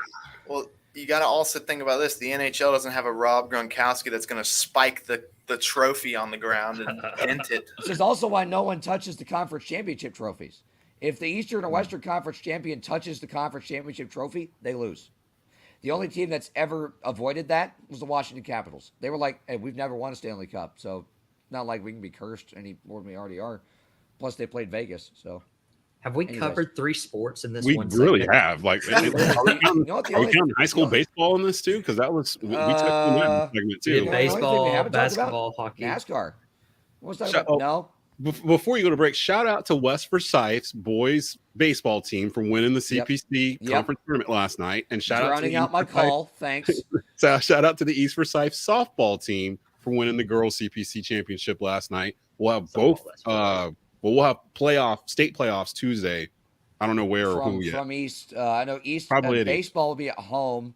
West will be at home as well. I don't know who they'll be playing, but by virtue of winning the CPC, they do get a top seed. Is that right? Or they get a host. They'll host.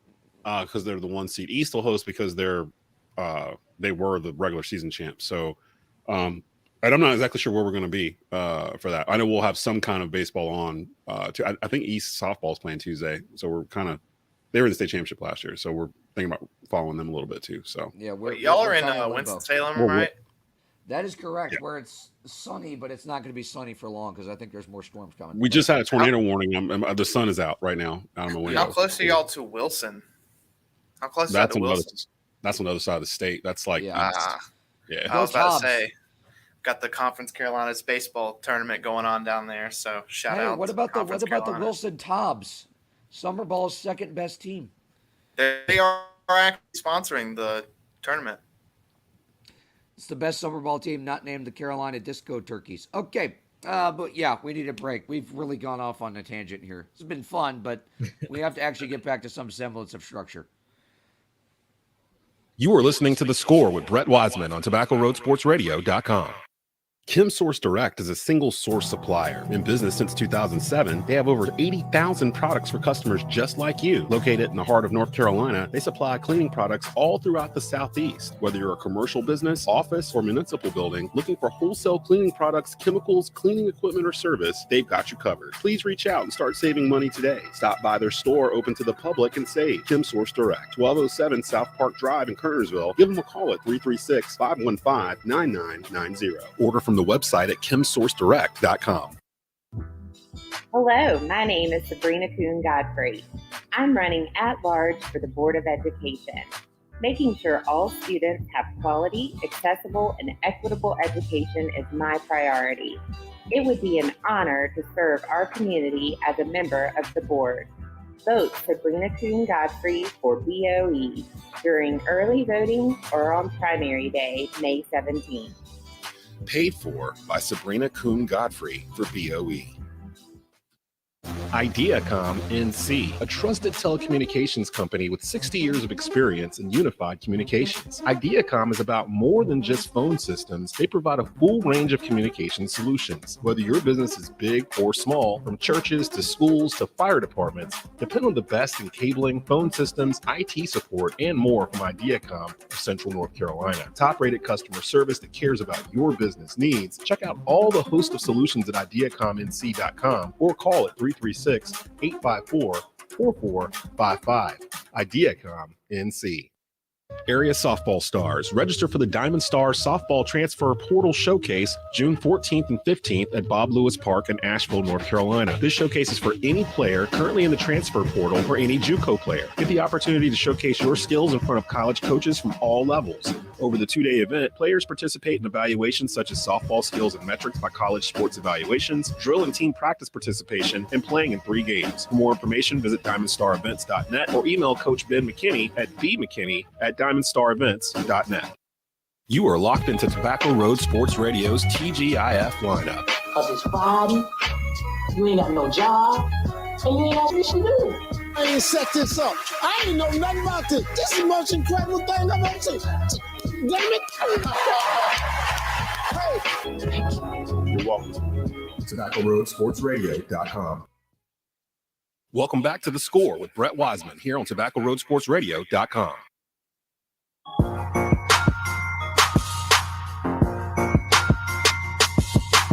We're back here on The Score with Brett Wiseman on Tobacco Road Sports Radio, TobaccoRoadSportsRadio.com. Brett Wiseman joined by our producer Desmond Johnson and Michael Davis. Special thanks to Christian Emery and Alex Wilbur for making their appearances this afternoon as we're in the midst of some severe weather. Hoping to get out to Truist Stadium later on tonight, help out the Winston-Salem Dash with some stuff at the ballpark. Hopefully we can get that game in. Tomorrow night, I'll be with Ryan Stone and Desmond Johnson at the Greensboro Coliseum. Carolina Cobras, Jacksonville Sharks. We'll be calling that one for you, as we will all season long. Carolina Cobras football, they're coming in hotter than hot. So if you can't make it out to the Snake Pit, which there's no reason why you can't, if the weather's good, you can't make it out to the Snake Pit at the Greensboro Coliseum, come tune in or grab your AirPods and listen to us in the Coliseum. Do one or both. Anyways, Michael, your team pitch clock, I know that. We'll get into other baseball-related things in a second, but I want to tell you this. and I've seen this firsthand in my work with Learfield and Washington State baseball, because the governing body that is most screwed up the pitch clock is the Pac-12.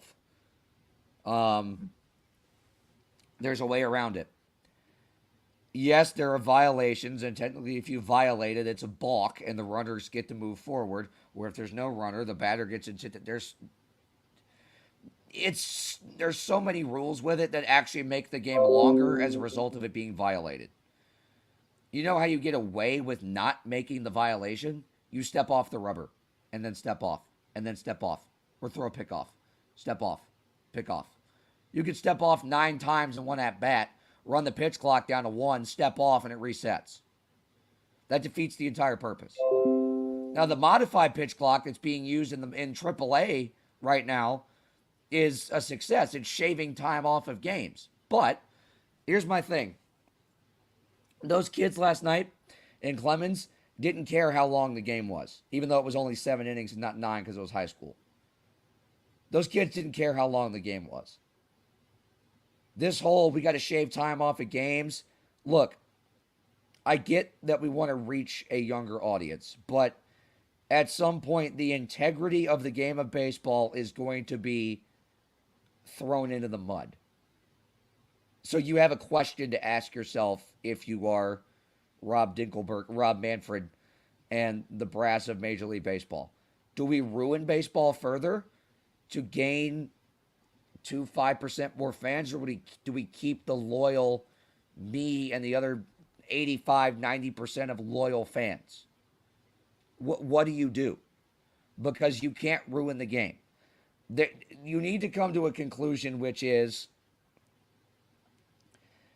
we can't lose what makes our game special at the expense of a long shot of gaining a younger audience. Baseball is what it is and has gotten to the point that it is because of what it has been for the entire history of time. If you don't like how long a baseball game is, don't watch. If you don't like what happens in a baseball game, don't watch. Those of us that are going to watch are going to watch, period. We don't need all these stupid rule changes. People like me that's sitting here wearing this Cardinals hat and have a calendar behind me, we don't care, okay? I will sit there for a 20-inning game and be happy with it because I love baseball. The people that love baseball are always going to love baseball. You're going to drive those people away if you continue pitch clocks, modified pitch clocks, all this other crap. Okay? I get it, but in the same vein, you can't drive people like me and my dad and my grandfather away. Period. You can't do it. Especially when there's ways around it to actually make the game longer. Okay.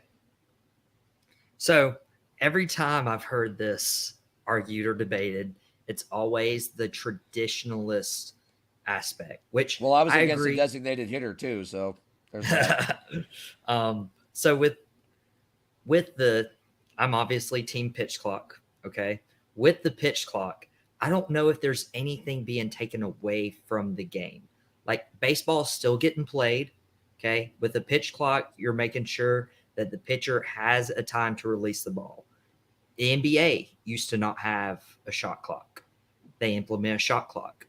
The fans still stayed, and obviously the NBA's grown over the last several years after implementing the shot clock. College basketball reduced their shot clock. Twice. Fans still stayed. Twice. Fans still stayed. So I don't necessarily believe that putting a pitch clock in is ruining the game of baseball. It's just how baseball is evolving. And adding a pitch clock argument. isn't going to ruin the actual tradition of baseball. Like, I went to a Hickory Crawdads game a couple weeks ago, which I believe Crawdads are in Winston-Salem this week. They are. Right? They are. Go Dads. Go Dads. Tonight. Pinch them. One's for fighting. One's for loving. Okay? So is that their thing? That is their thing. If not, me and my God. buddies made it up. But I've went to watch, 2 or 3 Crawdads games this year, And the pitch clock has made the game go smooth and swift. We ended up going for like a double header, and me and my buddies didn't feel like we were worn out from watching the game. But we didn't think that the game of baseball had changed. Like, it was still the same game, just we know that in the next however many seconds, there's going to be another pitch. And that's good. There's expectations. There's a guideline. There's a box that pitchers now have to abide by. And if they don't do it, delay of game, football, NFL, they have a play clock. See, here's my thing. Just as offenses in the NFL get into a rhythm in which they go to a hurry up, or they huddle up and run the play clock down to 5 or 4 consistently, this is what makes baseball great and why I'm kind of upset that the National League has a designated hitter. This takes the psychological chess match aspect out of baseball. People ask me why I like NASCAR so much, not because of just everything that's involved in it. I like the psychological chess match aspect of pit stop strategy. I love that. It's one of my favorite things about NASCAR because that can make or break races at times. I love double switches. I love lineup movement in the middle of a game. I love that psychological in-game chess match between manager versus manager or batter versus pitcher. If a pitcher's in a certain rhythm, guy calls time, he steps out. If a pitcher feels like a hitter's in a certain rhythm, he steps off or throws a pick off to first. That's one of my favorite things about baseball is games within the game. A pitch clock takes away from this psychological battle of wills, this psychological battle of baseball IQ, which I have grown to love and cherish as part of the game. Now, I get your point's completely fair. And to an extent, I agree with it. But that happens at the expense because you're telling a guy when to pitch. You're also telling a guy when to swing, not judging by whether it's a fastball or a changeup or a curveball. You're not telling him to swing based on when the pitch is coming. You're telling him to swing as soon as he lets go of the ball. From a hitter's standpoint, a lot of guys are going to go off of that. It's going to throw off guys' timing. Pitchers aren't going to be able to get into a rhythm because when things are set, there's no rhythm because the rhythm has been decided. Same thing with a batter. He knows when the pitch is coming. He can't step out and think. The pitcher knows when he has to pitch. He can't think. There's no more psychological chess match. To me, that takes a lot of the fun out of it. We got to get in a small break here, and then Michael, you have some wrestling news to tell us about. Oh, yeah. Wrestling? Wrestling! It's still real to me. Can't say the other We're word. listening to The Score with Brett Wiseman on TobaccoRoadSportsRadio.com. Area softball stars. Register for the Diamond Star Softball Transfer Portal Showcase June 14th and 15th at Bob Lewis Park in Asheville, North Carolina. This showcase is for any player currently in the transfer portal or any JUCO player. Get the opportunity to showcase your skills in front of college coaches from all levels. Over the 2-day event, players participate in evaluations such as softball skills and metrics by College Sports Evaluations, drill and team practice participation, and playing in 3 games. For more information, visit DiamondStarEvents.net or email Coach Ben McKinney at bmckinney@DiamondStarEvents.net.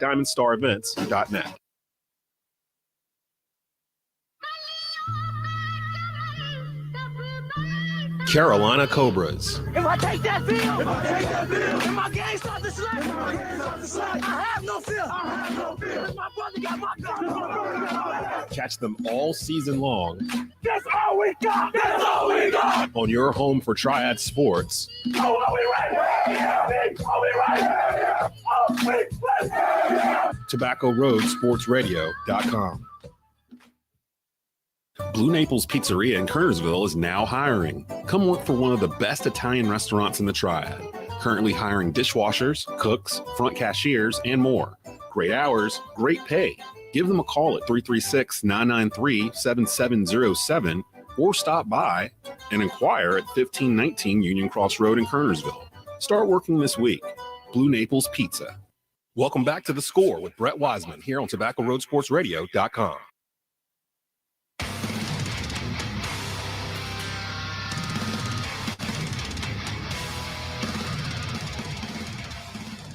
We're back here on The Score with Brett Wiseman on Tobacco Road Sports Radio, TobaccoRoadSportsRadio.com. Brett Wiseman, joined by our producer, Desmond Johnson, Michael Davis. Special thanks to Christian Emery and Alex Wober for coming on. Since I know nothing about the following topic, Michael Davis and Desmond Johnson will take over because I know nothing about wrestling. Brett, you're learning, which is okay.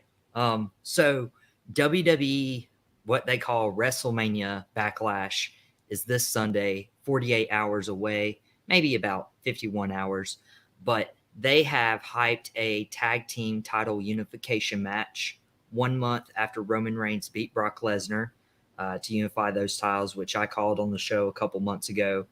And they advertised the RK Bro versus the Usos, combined the tag titles. And then last week on SmackDown, they did a swerve. They said, psych, we're not unifying the tag titles. We're just going to have a 6-man tag team match to get Roman Reigns in the main event. Des, this makes no sense. Something's going to change tonight on SmackDown. I think what's going to end up happening is that they're going to end up putting either the WWE Championship on the line, or they're going to make it still the tag team unification thing, or both. They put the tag team titles on the line, and Roman puts the WWE Championship on the line. And then that way, Roman can lose the belt without getting pinned. So Jay or Jimmy can eat the pin. The WWE belt goes back to Raw. At that point, I'm not sure who you put it on. I guess it'd be whoever pins whoever. So Drew, I guess. You put it on Drew. And then you can kind of build a whole year of Roman, Drew, whatever. But they're not going to have anybody pin Roman anytime soon. This feels like a match that was made for Raw or SmackDown. It doesn't really feel like a pay-per-view match. So they got to add some kind of stipulation to it tonight to make you want to tune in on Sunday. Otherwise, I'll just wait till Monday or whatever and flip it on. But there's not really a lot of matches on this card that I'm really, up for. Yeah, there's a lot of repeats from WrestleMania. Yeah, it just feels like it took the WrestleMania card and was like, let's not do that again. We blew that one off. Oh, we can still do this one again. We can do this one again. We do this, and then they just kind of threw it together. What happened to? They were kind of hinting at Roman versus Shinsuke Nakamura a couple weeks ago, and just dropped it. That was my other point. Is the first SmackDown after WrestleMania, it looked like Roman versus Nakamura. I'm like, okay, there you have your title match. Obviously, Nakamura is not beating Reigns, but at least you can get Roman Reigns on the card, because you can't have Backlash without Roman Reigns. He's your biggest draw right now. Nakamura's disappeared. I keep seeing these things about how Vince McMahon wants to turn him back babyface eventually and all this other stuff. And I'm like, why? Like, he's been booed the whole time he's been in WWE. He finally leans into it. And now I can't get enough of the Bloodline. I love the Bloodline, but I love them as heels. Like, I want to cheer them as heels. I don't want to have him flip and be a babyface and go right back to the cookie cutter Roman Reigns stuff that he was doing before, when he knows that doesn't work. And from talking to Roman Reigns, it sounds like he knows that too. So it almost feels like him and Paul Heyman are writing their own storyline, that they're not underneath Vince or whoever. They're just being carte blanche to do whatever they want. And it's working. So, which is why it's working. Yeah, that's exactly right. I mean, they never really gave him a chance to be himself. It was just kind of the John Cena thing where they were trying to make him into John Cena. But the Usos have held the SmackDown tag team titles longer than anybody now too. So it doesn't really make sense to take the belts off of any of them. What does make sense is for them to start building a program of Reigns versus Randy Orton SummerSlam. Like, that's what I would be doing. And I think that's what they're doing now. They're planting the seeds for Orton versus Reigns down the road, because Orton's sitting on, I think it's 14. 14. So, yeah, so that's going to come back around sooner than later for one of these stadium shows. It'll be SummerSlam or whatever, but it'll be Orton or it'll probably be Drew McIntyre. But I don't see Roman losing this belt anytime soon. Like, to who? Like, who would make the most sense? Well, that's the thing, is like they haven't really built anybody up to challenge Roman Reigns. Yeah, he can have one long Hulk Hogan, Bruno Sammartino, like 3-year type run, and never be pinned. Yeah, I'm thinking he breaks 1,000 days as Universal Champion. I don't even know if they get the WWE championship off of them, unless it's something crazy like a triple threat match. Yeah, now that I could see at SummerSlam, maybe a triple threat, him, Orton, and McIntyre. Yeah. And one of them, the other two pin the other, and that's how he loses it. That's usually how we get the belt off of Brock. They'd put him in some kind of triple threat, or somebody would hit him in the mommy daddy button, which is apparently his weakness. Go back to every single Brock Lesnar match that he has fought since he's returned to WWE. The mommy daddy button. Mommy daddy button. Yeah, the mommy daddy button. So go back to any match he's lost in the past 6 or 7 years, and every single one of those matches has one common thread. Somewhere in that match, Brock Lesnar's opponent hit him in the mommy daddy button, which like deactivates him like a toy or something, and he's like on the ground like a turtle, like on their back of their tail or whatever. But that's for the record. That's the trick. That would put any man down. That is true. Chris Lee said the same thing when I mentioned it to him. He was like, "That's where my cat landed last night. I was laying down, kind of just your cat landed on the mommy daddy button. I kind of want that, don't you? I don't even know what that's PG. No, because no. Family program. I was laying down, getting ready to go. He was on the nightstand, and he lunged to get in between me and Kieran, my girlfriend, and when he came down, landed right on the mommy daddy button, the family jewels. Not fun. Probably a good place to end the show. Yeah, mommy daddy button. I could do it right there. You got like a minute, so if you want to. Yeah. So tomorrow on Tobacco Road Sports Radio, I'll be on Desmond's show, The Rundown. That'll be fun. We'll be talking about. We'll get Mike on there sometime too. We do. We'll have Desmond's yearly "Why Desmond Should Care About Hockey" segment, and why otherwise known as Hockey for Dummies, because I don't know enough about hockey. We do this every year on the Rundown. We do. This is not just a this year thing. This is I'm gonna have to watch. I bring in a guy who I know is very passionate about hockey, and I usually bring in a second person. Tomorrow it'll be Brett Wiseman and Larry Frank from Frankly Speaking Sports, and they'll get a segment to try to convince me to watch a NHL hockey game. He lives near the Nashville Predators, so his credibility is already dwindling. We got that tomorrow. NBA playoffs. We'll have the Giannis conversation. We'll talk about CP3's legacy. If he actually wins a ring, where would you place him in terms of the hierarchy of point guards in the NBA? Also, don't forget we got Carolina Cobras football tomorrow night. Nightcap, Saturday night. Yep. We got lots of programming for you, but nightcap, Carolina Cobras football. They're hot. If you can't make it out to the Snake Pit, tune in or listen to us in the arena. Here, I can tell you exactly. So tomorrow, you got Box to Row with North Carolina A&T Aggies voice Donald Ware. That's at 9 a.m. Rundown with Desmond Johnson. That's me. That's live tomorrow starting at 10 o'clock. They'll take it to noon. Believe in Carolina Panthers is at noon. That's myself and Skylar Callahan from Sports Illustrated. Franchise Players Replay. This week's guest was Connor O'Neill, beat writer for Duke and Wake Forest. That's at 1 o'clock.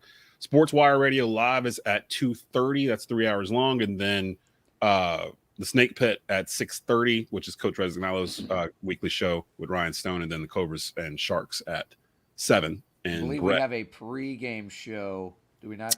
No, we run the weekly coaches show that comes on Wednesday. Okay. We just run that ahead of the game. So boom, they'll be playing the Jacksonville Sharks tomorrow night. So pretty big matchup, two division rivals, two of the better teams in the NAL over the past couple of years. So should be a fun one from the Greensboro Coliseum. For Desmond Johnson, our producer, Michael Davis, Christian Emery, Alex Wilbur, everybody who hates Rob Manfred.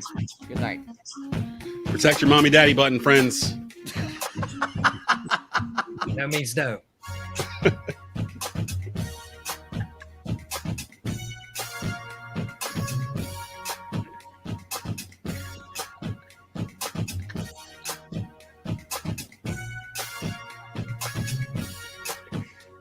I can't with you people.